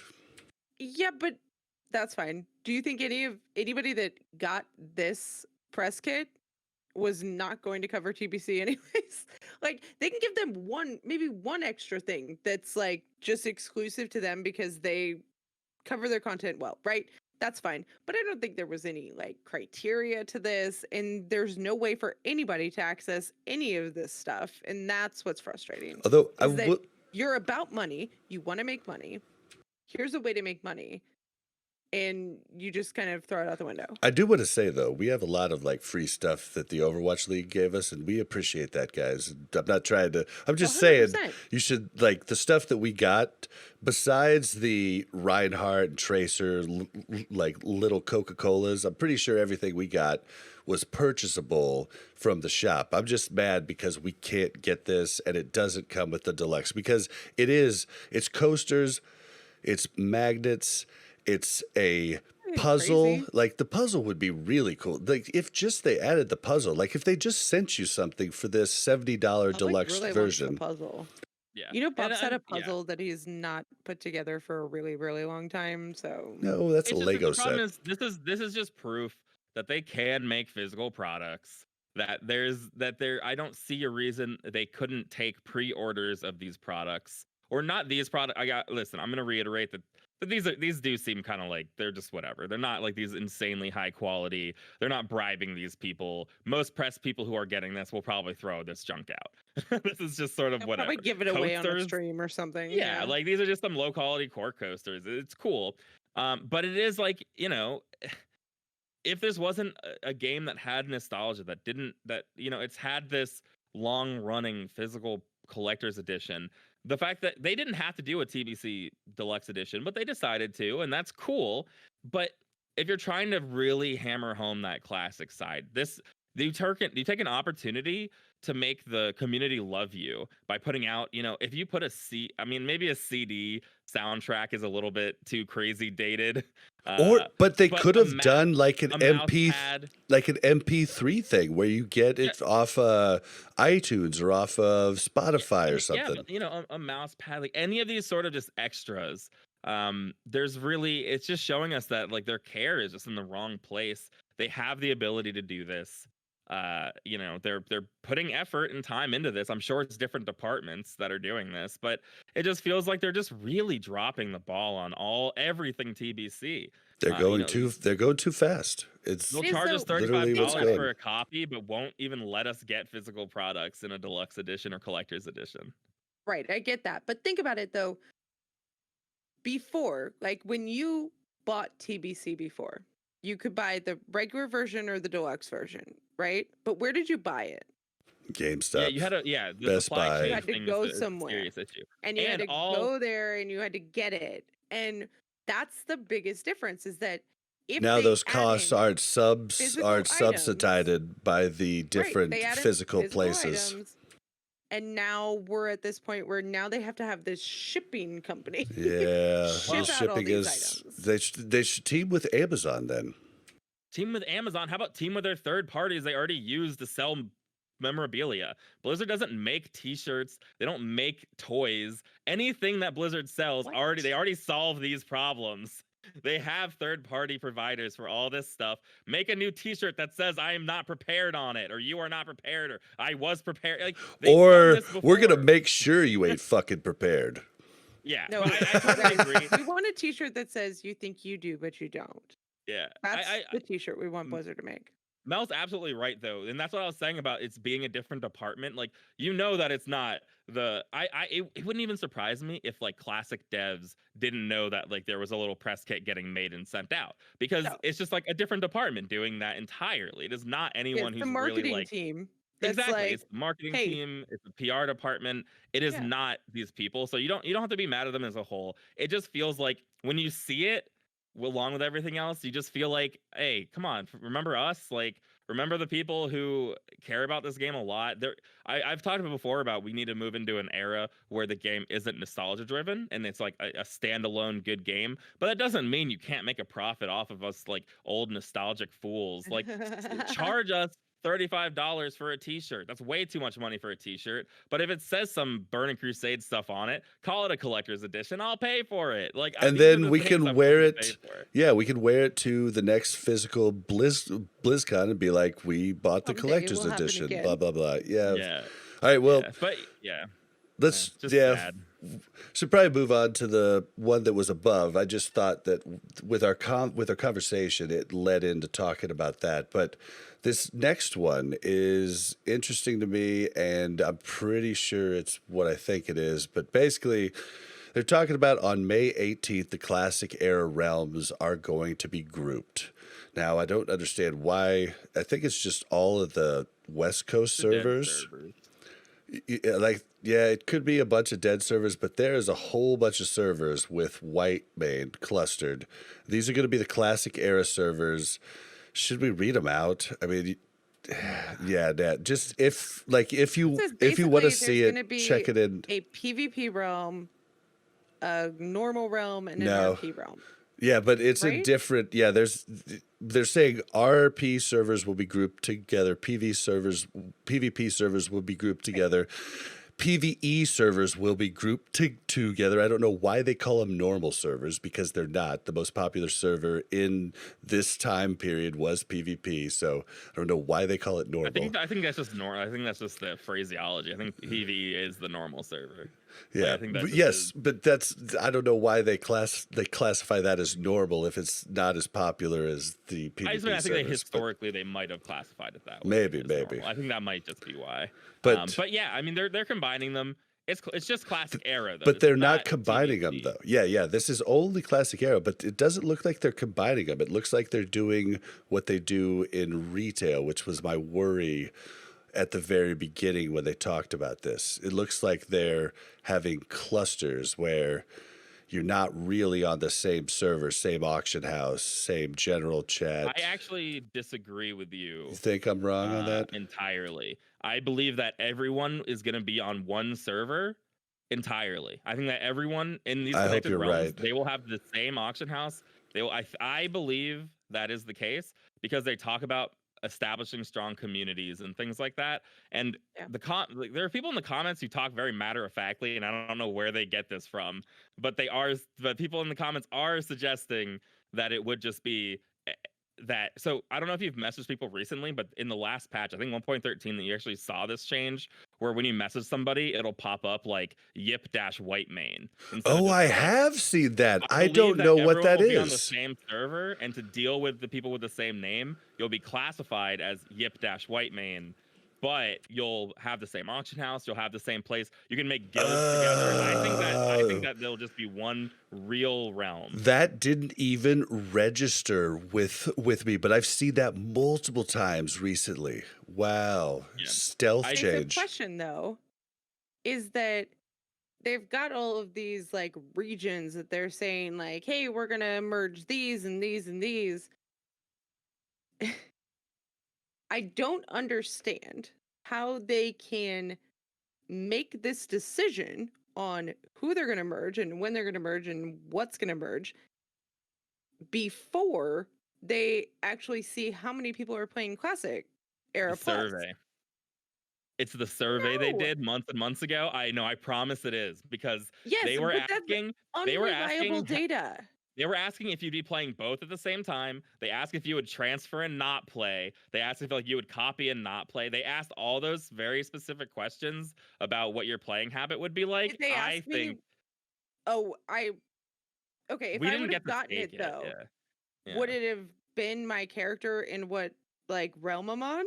Yeah. So what it asked you. Okay. So I actually, that's a really interesting point. I don't think they're looking at that. I think they were just looking at broadly. They sent out the survey and they say 10% of people will play classic era at launch of TBC.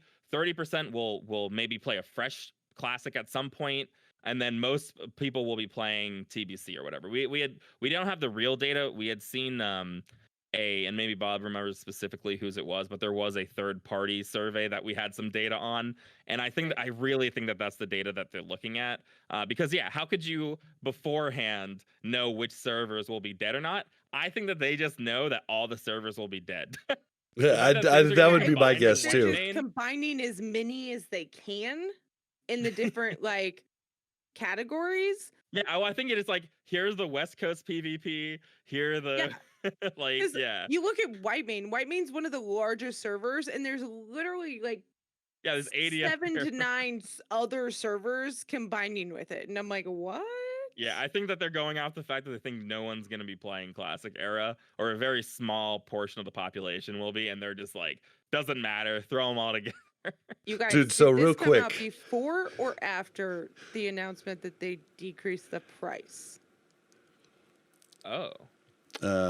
Came out after, because I usually put the news in order. But real quick, on a little side note, Betty J in the chat said that, side note, he always pictured Yip as blonde, and I just wanted to say I pictured Yip as blonde too before I actually saw him in person, because we rated for a while before I actually saw him in person. Blonde, eh? I don't think I pictured Yip as blonde. Brown-eyed, brown-haired. I can't remember that. All of us are, I have actually. a That's very weird. bad memory, but I cannot remember what I pictured Yip as. I know it was not like when I met Yip, I was like, oh, but I don't think it was blonde. We do have some breaking news in the chat. Stoof gave us some breaking news.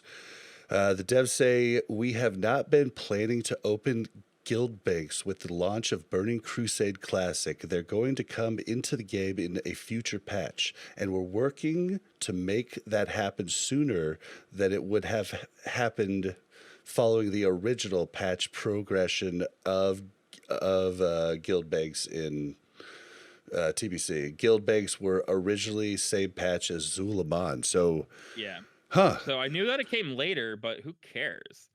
That's so weird. I'm It sorry, do must you just not be have the broken. code? Do you not have the code to put the guild banks in right now? Yeah, Like, it come seems weird on. not to just have them come in right off It's the got to bat. be broken. I can almost guarantee it has to be broken because There's a they say, bug. and we're working to make that happen sooner than it would have if we'd follow the original patch progression. So to me, they're just like, it just doesn't work, and Yeah. they And need we're gonna to say put it together. we're gonna try to get it in earlier than the patch progression usually should be. So that This is just a kind huge of bummer. So just to not to glance over it. So they're saying that guild banks, and we've talked about how guild banks are coming in TBC. Um, they're just not going to have guild banks on the outset, which hurts us. We were hoping does. Kim would take over our guild bank and manage everything, but we were really hoping to make use of that group guild bank. So that is really sad. That they're not going to have them come out. But the way that it reads sounds like it's a technical issue, not anything to do with balance, because I don't see how a guild bank is anything other than just like a convenience. It's a quality of life change Yeah. that comes in TBC. There's no reason it wouldn't come out right away unless it were broken. It's literally got to be that it's broken and they have so much stuff they have to do before this launch.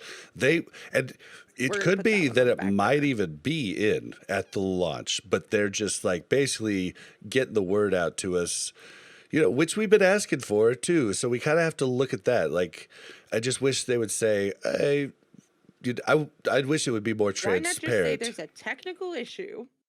Guild banks are not And we're going to solve it as soon active. as we have We everything will else solve it as more soon as we important can. done.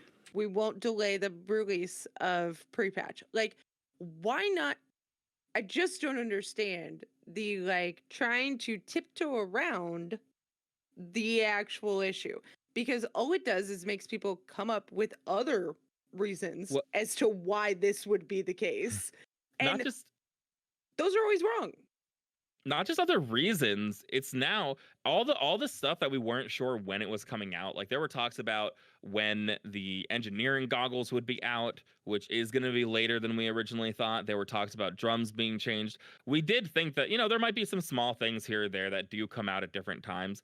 The guild bank though, that is like big enough that if they were planning on it to be in a different patch, would have been on their like patch progression list. That's like Yeah. a big thing that you just assume. Like, are there other things that we're not thinking of that just won't be in the game because like summoning stones, not summoning? I wanted to bring this No, up. that came out. That was in 2.0.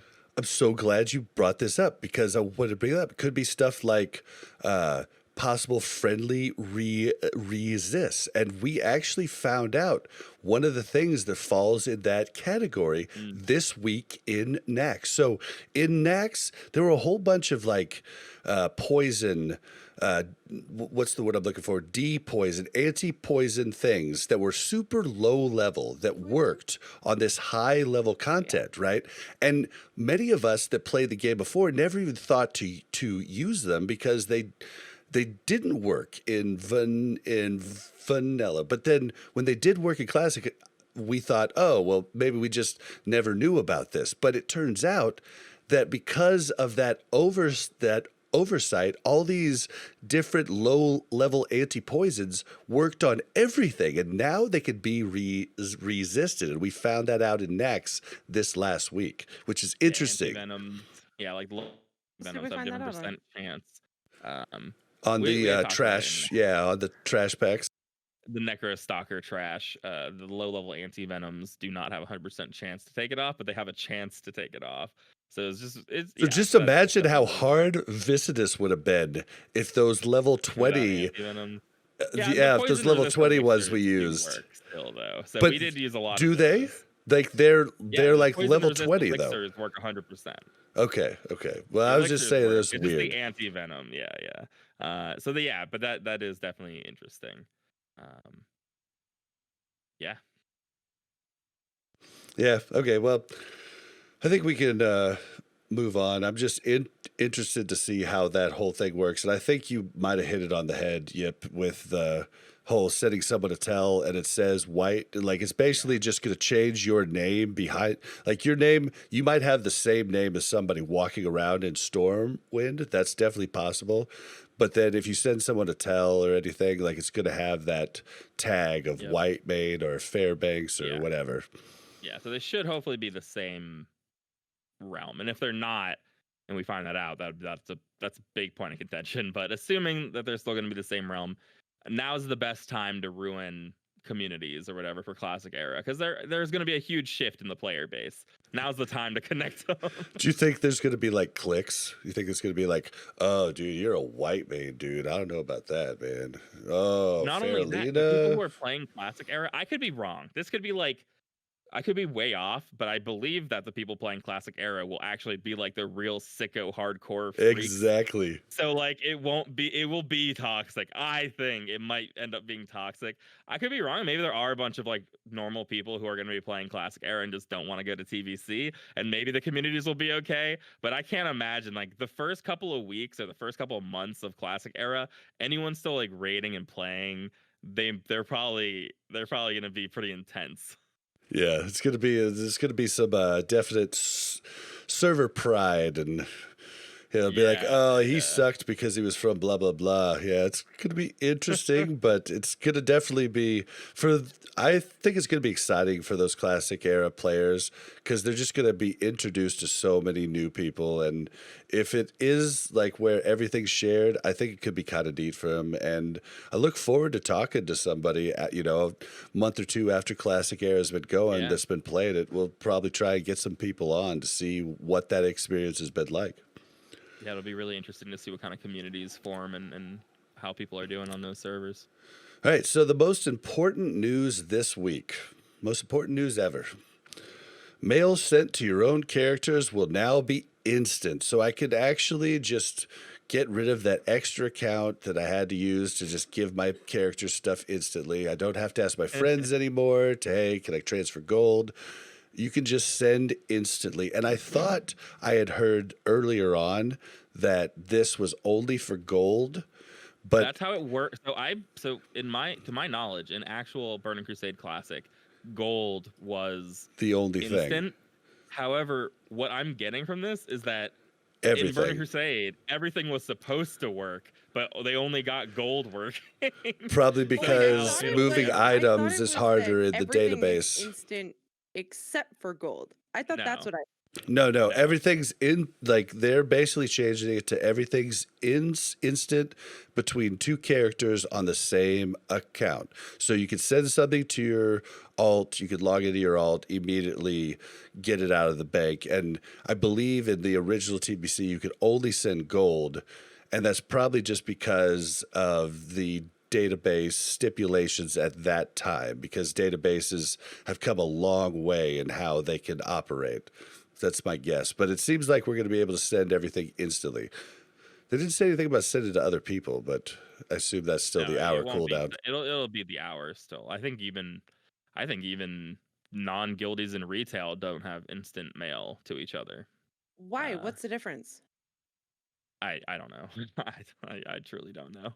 I like it. It's like a immersion, You can't just mail someone something and it'll instantly get there. What's the point? Like, it's too weirdo. You could mail to yourself. You could like mail. So like in retail, I could see weird things, and maybe this is how retail works. I could be off, but like someone in town could mail you stuff, and then you drop a portable mailbox, and like you could send raid materials to somebody in raid. Like it'd be too weirdo. Of course, there's no portable mail. But I mean, they should just log in an alt and send themselves something and then drop a portable. Yeah, but wait, there's portable mailboxes in retail? Oh yeah. Mm-hmm. Jesus. Yeah, engineering has like all kinds. You got a bank and stuff. You got everything portable these days. Oh, there's banks on mounts too, isn't there? I don't know about. There's no banks on mounts, but there's an auction house on a mount, which is what? Insane. It's only so. We actually got it for Ashley in our guild for her birthday, but it's 5 million gold, and you could only get it you could only get it up until Shadowlands pre-patch, and it was 5 million gold from the vendor in BFA for an auction house on a mount, which is going too far personally. but but it is a little Wow. bit limited in how many people can get it. But if you run into, the only reason I like it is that they still do the thing where you they don't put auction houses in the new cities, but now there'll be like someone on a mount by a mailbox and you can auction house near a city. So it is. Oh, so you could use like a other people's percentage mounts? of the profit. Oh, you can use other people's mounts, yeah, to auction Oh, house and stuff. weird. It's you get pretty like a percentage trippy. of the profits. No, I think that would be more Nah. interesting. I think it'd be Mm. interesting if like all of they're on a Brontosaurus. I think like all the dinosaur auction house mounts, they were like separate from the other auction houses, so you could Right. only auction house to other people on dinosaurs. This is just a reason this is another reason I'm never playing retail. They're All right, very Oh, different whatever. games. They're so very different. games. Oh That's my fine. gosh. Yeah. All right, so moving on to the next thing. I know Def Camp is got to be doing a happy dance after he saw this, but healing numbers will be present in the Burning Crusade Classic. Now, it reads a little weird, but what I'm reading is that finally what Def Camp's been preaching for is that floating combat text is going to show heals. Like the Yeah. I have an built-in add-on that Blizzard. does this. Yeah, the I built-in think Blizzard that's- one though is going to do it now. Yeah, I believe that is correct. It's just that the built-in, you will now be able to see your floating healing numbers as they come out, which is nice. That's nice. I mean, that is Definitely nice. I nice. did find an add-on that did it, and it has a really cute font, and whatever. I probably still Yeah. keep it, but I'm a firm believer in that add-ons shouldn't fix your game. So it's fine if you're using an add-on for it, but it really should be in the game. Like it's weird. Like, yeah, you like could use an extended add-on to character make it sheets- like cooler, but like Yeah. it should just be their base. Yeah, it's like the extended character sheets. It's like, why can't I see my hit percentage on the base character sheets? True. Like it's cool, an add-on fixes it, but like Well, that's then something we again, haven't talked I've about also though. played a game like Overwatch that you can't modify your UI or anything like that. yeah. And it's super frustrating after playing a game like WoW where you can, and it's like, why can't I move where my cast bar is? Or why can't I do this? And that makes it so much different. So I think there's a pro and a con to allowing add-ons into a game versus not. That's a whole Yeah. huge. That's I a won't open that can of 4 hour, worms any- 4 to 5 hour podcast there. But yeah, it's just like I like things that make it a little better for what you want, but I like people to be able to have the tools that they need regardless. Agreed. Dang it, I was going to say something else and I forgot. It was something about the 6%. I was talking about hit percentage on Oh, character yes. sheets. It's something we haven't talked about, but in TBC, this is just something that comes with TBC. The whole character sheet changes. You get to we see talked about hit it on our- percentage. Yeah, we had a roundup episode where we talked about like every. We did change talk coming, about and it that was there? One of them. Okay. Yeah. So I think I might have summarized a lot of those changes as just like these are things add-ons do, but they're just like because there are so many things that I was like, oh, this comes in TBC. I didn't even realize because I have an add-on that already fixes this problem. There was so like base vanilla, turn off all your add-ons, and you're like, wait a minute, this is not a playable game. Okay, I now can't that you do mentioned anything. it, I think the add-on of the week that week was like WoW True Stats or something like that, and then Deja Stats. So yeah, okay, cool. All right, well, I was just like, that was another thing that I saw that I had completely forgot that it comes in. I'm excited for. All right, guys, well, that's the end of the news. Let's do a short discussion. All right, so this week's We've only gone like an hour and 40 minutes. Yeah, exactly. So this week's discussion is just a little short thing. We just want to give you some tips for pre-patch, and we're going to kind of spitball. I'll start off with one of mine, something that a lot of people that might be really into the game might have forgotten about, because I gave this tip to Viscount in our guild, and he was like, "Oh my God, that's money! I forgot about that." He's going to create a shaman, and he wants to get the shaman as much quests as he can before moving into the Outland. Like he wants to, like, day one, when the portal opens, he wants to turn in a bunch of quests. And I was like, well, if you're starting a new character, don't forget about the cloth turn-ins. There's cloth turn-ins across all 4 of the current factions, and then it also another one for people that have already done that, added to Silver Moon and Exodar. So there's a whole nother one. 4?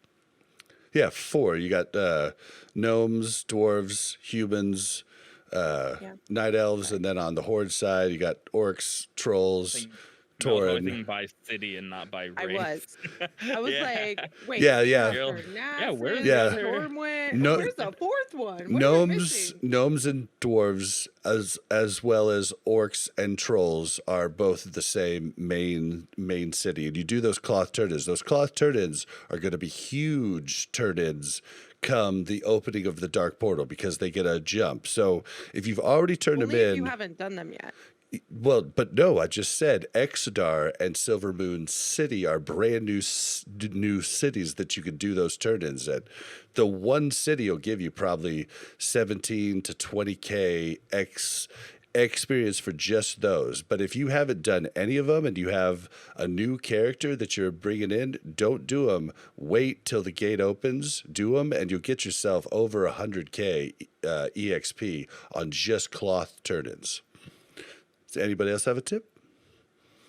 Yeah, level your professions on your stupid alts you don't feel like doing. It's only going to continue to be expensive, but I think once people realize that these cooldowns are going to be insanely expensive, no one's been talking about this. I'm going to talk about it right now, about how good alchemy is going to be. But transmute spec is not that good. I think people need to realize that first off, is that transmute spec, it's not like Kata where you're proccing 10x living steel bars every 2 seconds. The proc rate is very low for transmute spec. I'm still going to go that on all my alchemists, but just realize you're not going to be like dinging 2x primal mites every day or whatever that you make a primal mite. That's just a fact. But you will make a lot of money. It's actually kind of crazy because primals are going to be super expensive. But every single 20 hours, a alchemist can turn a primal mana into a primal fire. And things like that are going to be, I think, pretty underlooked overall. I think a lot of people are focusing on cloth right now because those are the obvious ones. If you're a tailor, you can make like spell fire cloth. I can't remember the name of any of these cloths. I think it's something like that. Spell strike set. Yeah, there's 4 different sets, right?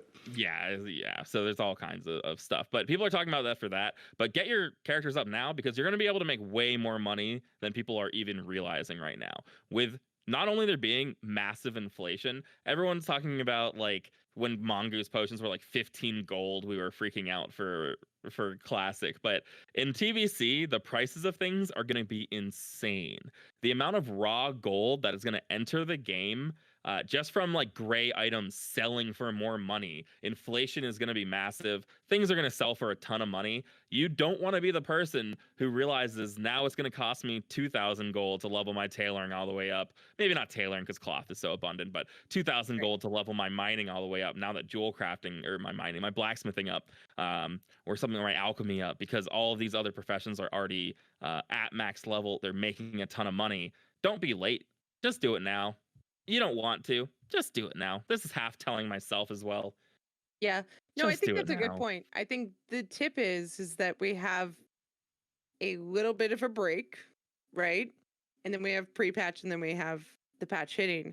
And I think you take this time until the 18th to decide exactly what professions you want your characters to have.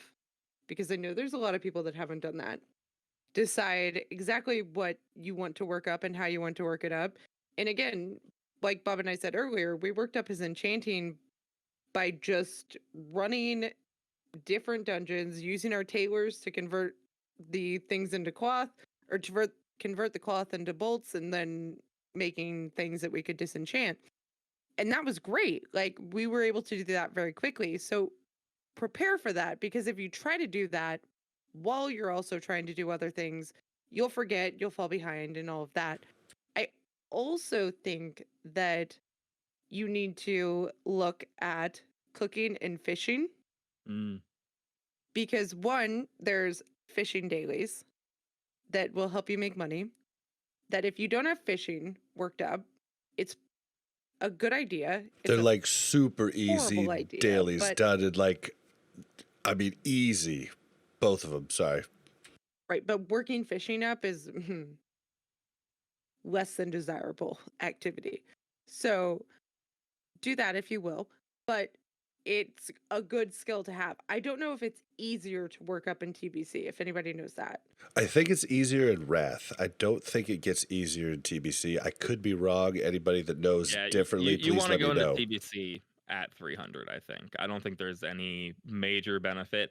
Like maybe you can make more money doing it because there might be like slightly better items that you can get, but I think you still have to fish up like as many fish to get up. And also, if like if you have your profession set, like Mel and I, okay, so I worked up enchanting completely with the mats that we got.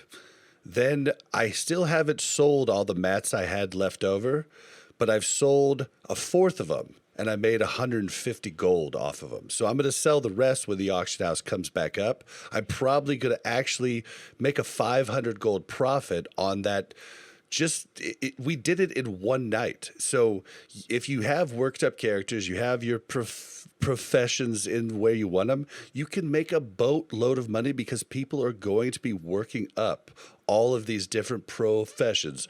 Like if you have skinning, you can be putting skinning stuff on the auction house. Enchanting, you could be going out mining copper because people just don't want to do it. You know, like they want to just buy the mats to get them there, and so you can make a lot of money in this 2-week period and at the start of the gates opening.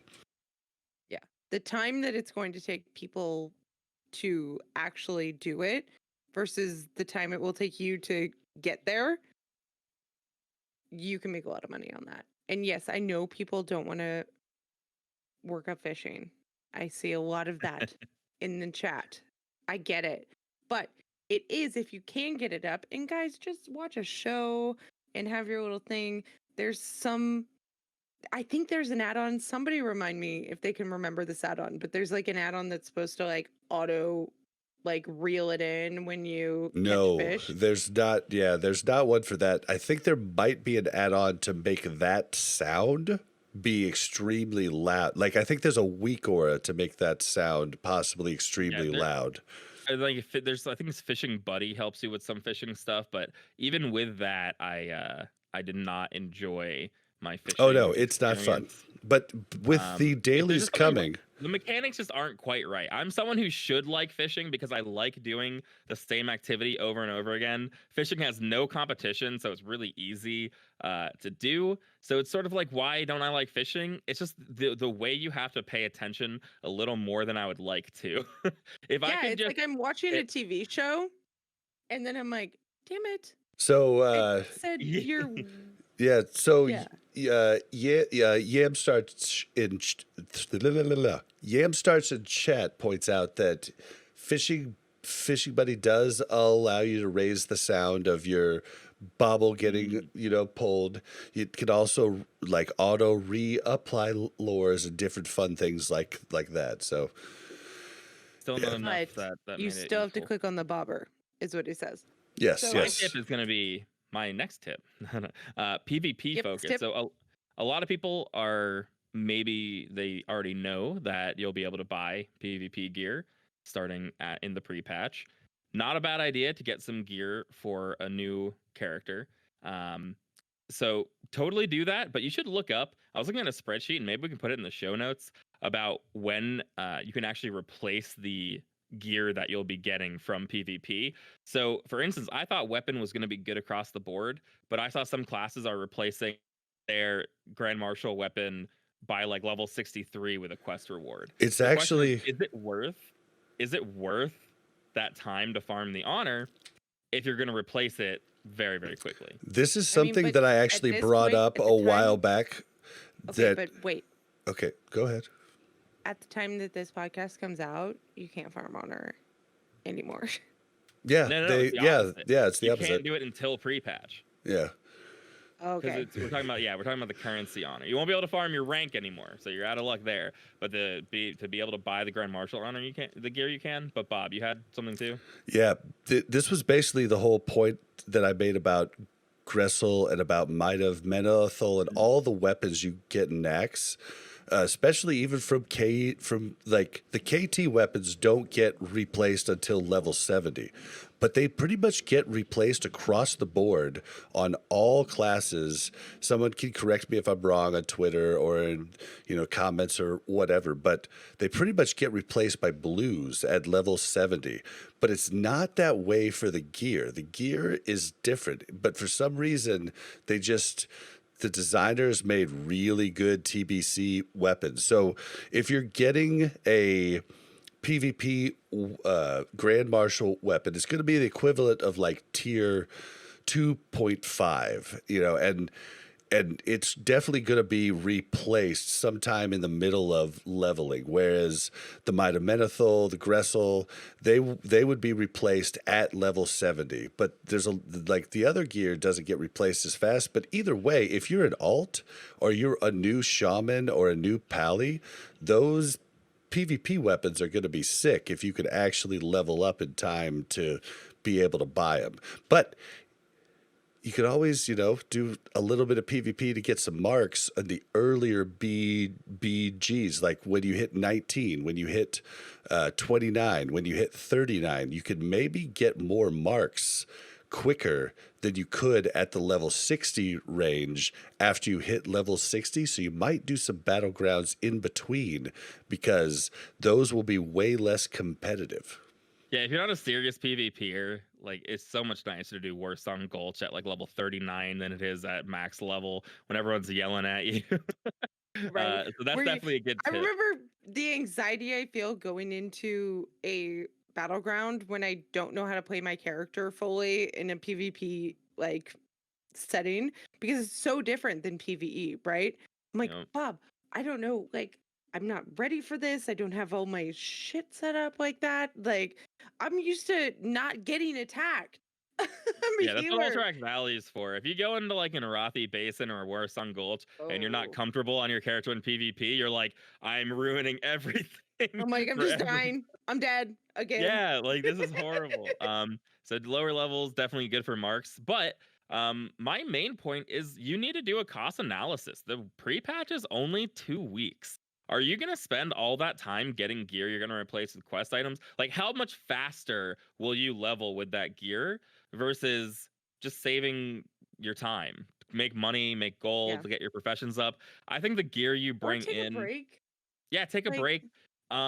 The gear you bring in, I don't think is going to matter that much. TBC leveling is simple. If you're going to dungeon grind all the way, maybe a marginal increase in gear will make a difference, but questing is going to be so tiny. The amount of time you'll waste going to get a drink and taking it slightly too long is going to make up for that time you'd save by having slightly better shoulders that you got PvPing. So the better tip, if you really care about TBC a lot, the more hardcore person is going to save their honor and save their marks for the level 70 gear.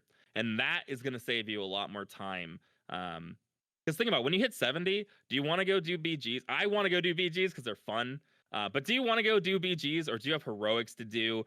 You've got farming to do now that you can go farm primals. But the PvP is going to be exactly the same. You'll get the same honor. You'll get the same marks other than the Eye of the Storm marks.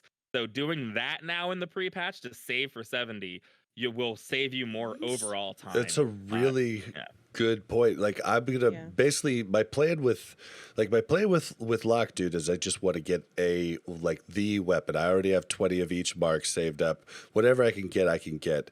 But with Blaze and Bob, I'd like to have after pre-patch hits, you could save up to 100 of each mark, and you could save up to it's either 7,500 or no 75,000 honor. I think 75,000. Yeah, or it could be 100K. It's gonna make me lose my life in general when the pre-patch comes out doing PvP.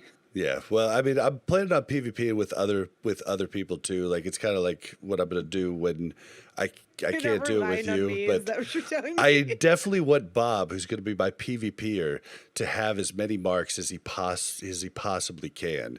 And I do have really good gear at the moment. I respect Mortal Strike. I've got some really sick PvP gear right now. I've got like the most health. I mean, I'm about to go in and lay the smack down. And I've been waiting for this all a classic. I couldn't do it while raiding because I couldn't afford to respec. So I'm excited about that. But Yeah, I mean the other nice thing too is you'll actually feel like you're getting something done. As much as I love vanilla, the PvP system has no rewards for like any individual BG that you do. Yeah, you can rank up over time, but now it's like I earned honor, I earned a mark. This is like I'm actually doing something and not just like wasting my time. Like ranking up to level 7 gets me nothing, but now when I do these BGs, I'm earning something per minute I put into the work, and it feels so much better. Wait, Yeah. so wait. Let me get this straight. So pre-patch comes out on the 18th, on Tuesday, right? And honor turns to currency.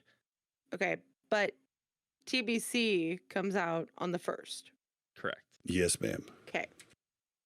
Oh, I'm that's just okay. I'm That's just all. I wasn't- preparing myself for an argument that I'm gonna have with Bob later because he's like, I don't think I should come with you to Austin the week after next. And now I'm thinking, oh, he wants to farm. Well, that wasn't exactly my reasoning, Oh, but I'm sure. it was more because like I'm getting my shot. I'm getting my shot on Monday, and I want 2 weeks before I travel. Is basically where I'm at. Yeah, this is actually not a thing. He actually is just making an excuse. It's fine. Don't Yeah. worry. Okay, I'm so just kidding.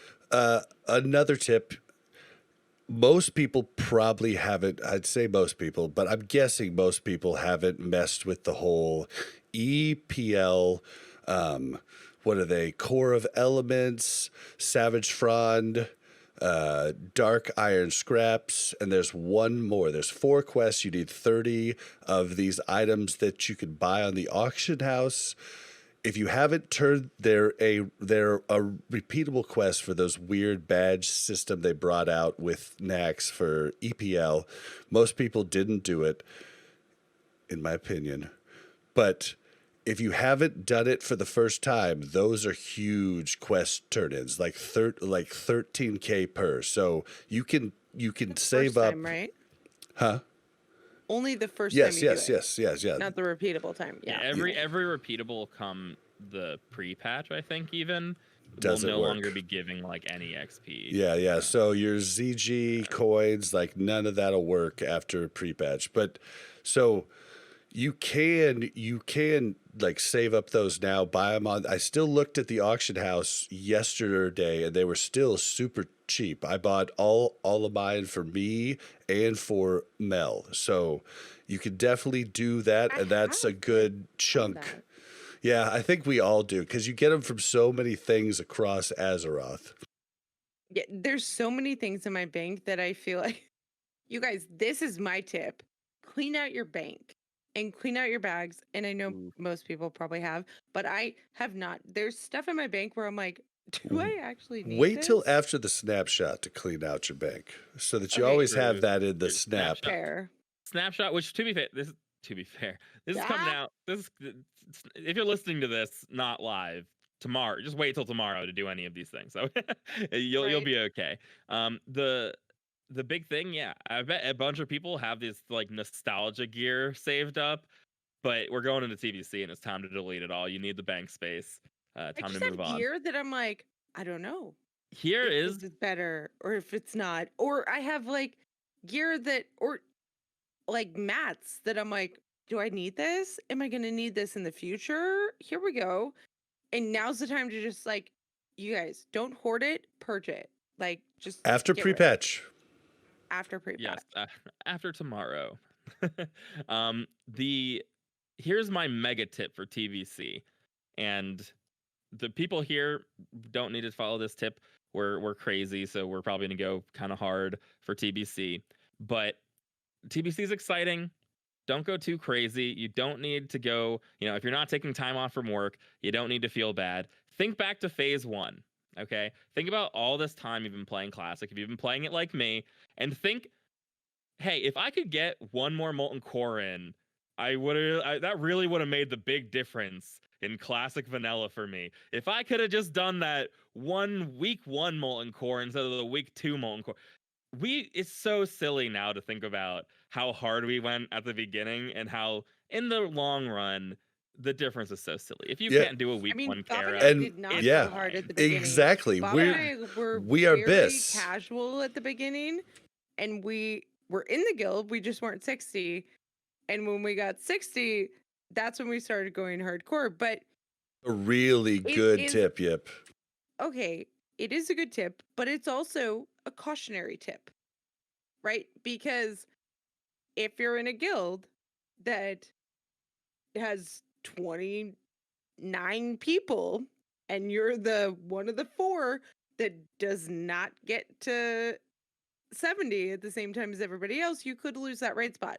So just know the type of people that you're with.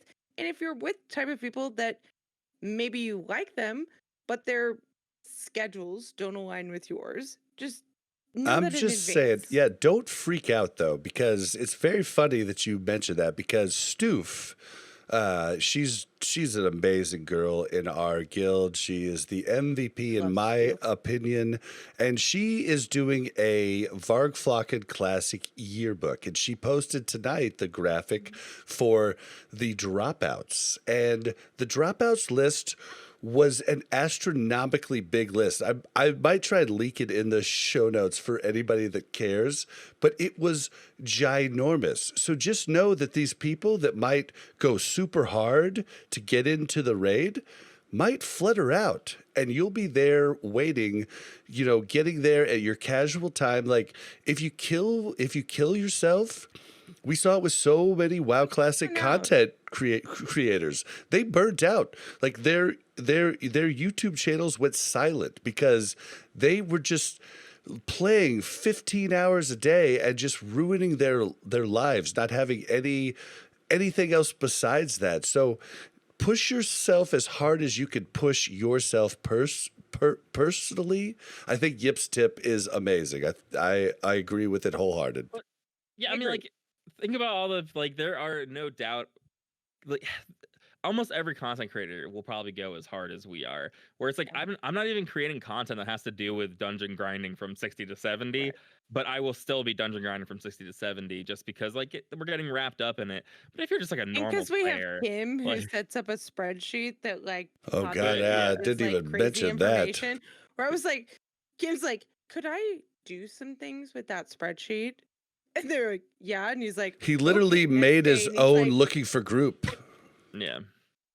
Yeah, we have a guild looking for group tool now, which is very nice. But yeah, like if you're like, you just don't need to get wrapped up in what content creators are doing. You don't got to get wrapped up in how quickly can I hit level 70. TBC leveling is so much chiller than Classic. This isn't, you can just go through the quests in every zone and you'll hit 70 before you finish the quests. Yep. You'll be all right. So what my plan is that I plan on grinding to 70 in dungeons with Mel. Like that's just the way it's gonna happen, right? Because I want to be there to dungeon grind and whatnot. But my ult, that's gonna be PvP. I want to do all the quests. I love the quests. The questing is amazing. And if you're not worried about it, even if they say you won't have a raid spot, that's fine. If you like the people, stay there and do your quests. Get to 70 when you get to 70. And when you get to 70, there's probably a spot for you. Yeah, I mean, spots open up like that. That graphic showed me how often spots open up, and so if you're there and you're ready, you give yourself plenty of time to get pre-bis. I think the best play as much as it's gonna make you not want to quit. Yeah, for context though, we had a full raid on our last raid, 40 people. 40 individuals. Did we? On this list, yeah, we had a full raid, which is awesome. But on this list, of people who we're calling them dropouts, the people who quit raiding with us at some point during Classic. There are 90 names on the list, I think. About 90 names on the list. So just, perspective of what kind of revolving door. And Burnout this is is a real. guild that lasted the whole way. Not every guild is like ours. Most fell apart right before. They didn't raid till the end like we did. I don't want to say most, but many. And even I would White say Mane. you're probably right Yeah, with say most. Yeah, I mean, look, just to be put it this way, guilds better than ours, like guilds that are objectively better than ours, stopped raiding and quit long before we did. Onslaught quit way before Yeah. they quit right before BlizzCon line. So like they're gonna be able to do whatever, but yeah, I think the takeaway is even if you don't feel like leveling your professions now, you're gonna be fine. It's WoW. This is a game for casuals. You'll be fine. This is not the Burning Crusade. It is the Boomer Crusade, and let's boom. All right, Plenty of guys. dad guild for you. Hell yeah. Okay, so I think that is good. We will probably have some more tips we might think of next week maybe, but for now, we're going to move on to the add-on of the week. Now this one is gonna come out of left field. And by left field, I mean, we probably did it before, but it's time to put my foot down because I think even just last week we talked about this in AQ. Go get Atlas loot. I do not understand why anyone would play this game without Atlas loot. There are like 15 dungeons. Hold on, there are like 15 dungeons or something like that in TBC. Learn where your loot comes from. Just You for realize heroic. this causes this makes homework. This requires No, it takes effort less home. outside No, of- it takes less homework. That's literally the point. Yeah, it just has every item, where it comes from, where it drops. They've got collections. You want to learn which piece of your tier 4 drops where. You don't need to even bring up Wowhead. You don't got to bring up Wowhead. You don't have to bring up anything. You just click the button and you just see who drops what. It's so simple. It's so easy. I get that. It doesn't work for me. Okay. Fine. If it doesn't work for you, fine. It doesn't. But you know what doesn't work for Mel either? Not knowing what any of your 2.5 is. Yep. Every time. Bingo is like this too. I don't think Bingo has a piece of tier 3 because he just can't figure out what items are in time. It's like get Atlas loot. I just bid on tier 3 items because I knew most of them were pretty good. And then I actually I think I got the belt and I went to turn it in. Oh no, I got the sandals recently. And I went and turned them in and I was like, finally, I got the sandals. And I turned them in and I was like, these shits suck. Yeah, you probably compared have to what I already have or something. Yeah. Yeah, I've got the bits of pure thought and I'm like, okay. Well, Okay, so yeah. So on top of Atlas loot, there's a bunch of add-ons to it as well. So Atlas loot maps is going to be really good for TBC. It's going to show you the map of the actual dungeon that you're in. It's going to show you where each boss is. It's really good too. It is a very expensive app as far as your computer is concerned. It will add to your login time because it's loading those databases. That is something we should tell you, but it is really good, and especially if you don't know your way through the dungeons, it's amazing. So definitely just look into Atlas loot and all of the add-ons that come with it because it is amazing. I mean, it's one of those things, even in retail, I don't think they have dungeon guides and they've got, you can see all the loot in there. I still think Atlas loot does a better job of, because it doesn't have to conform to the design rules of World of Warcraft. It's literally just the simplest, easiest, click, all these items, click. It's so simple. I don't think retail WoW does it better than Atlas loot still does. And Atlas loot has been doing it the same way. Can we talk about why? I know we're ending, but can we talk about why do I push the map button in a dungeon and it shows me nothing? Why is that a thing? You would love retail, Mel. A lot of wise Blizzard business decisions because and there's maps. It's a dungeon. What? It's a dungeon. That's why. I know. As I said it, I actually thought that. I was like, Yeah, why lore can't I lore in see game, it makes sense. like the Yeah. Google Maps aerial view of this dungeon? And then I'm like, it's a dungeon. Yeah. Okay. I mean, you Makes sense. could do something cool where you like actually like loot the map at some point in the dungeon, Don't go and then there. your M We're getting works. into controversial topics now. All right, well, we are gonna end it there, guys. I encourage everybody to check us out live weekly on twitch.tv/mash those buttons. We usually do the show on Friday nights, 7 p.m. Eastern Time, 4 p.m. Pacific Time. And I encourage you guys to come and hang out, chat. It's been like awesome tonight. You could be part of that. I encourage you to come do it. Don't forget to follow us on Twitter at WC Reloaded. You can also follow the Mash Those Buttons Twitter at the Mash Network.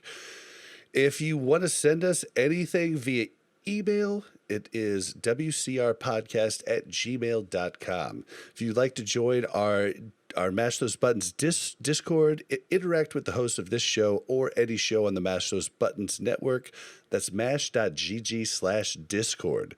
Ratings and reviews. I mean, I don't even know if I should mention this every week, because you guys just kill it. You guys gave us 2 more reviews this week on iTunes. It was awesome. You can also review on warcraftradio.com/directory. We appreciate everything, and we love just going through your reviews. And we love that you guys make the inside jokes on the reviews. We love it. So keep them coming. Thank you so much. Okay. Where can we find you, Ryan? Hello, you can find me on YouTube at youtube.com/cognitivepit, or on Twitter at cognitivepit. That's how cool people say it. I know I've been saying it this whole time that way, like I'm a normal Twitter user. Oh, at cognitivepit, yeah. Normie. But twitter.com/cognitivepit, okay? All right. No. And Mel, where can we find you? I mean, you can find me on Twitter at MelOverwatch. I'm usually not there. Sometimes I am there. I did go outside of my realm and post about the, not having ranch in Europe thing, which totally blew my mind. Yeah, So I get a it couple was comments weird. on It blew that. my mind too. But usually I'm not super active. Sometimes I look at it though. And then your best bet is on White Mane. Find Melorina. Make a level 1 character. Send me a message. A mail. Snail mail. It's definitely not instant. All right. You can Fine. find me on Twitter at blazin_Bob. That's BLAZZIN_BOB. You can also find me on Twitch here and there at twitch.tv/blazinbob. Whew, guys, it's been, first time in a while we haven't had a guest. It was cool just to have the gang just chilling. Yeah, I couldn't rely on someone to carry us. So much pressure. I had to think of my own opinions first. It Oh, sucked. God.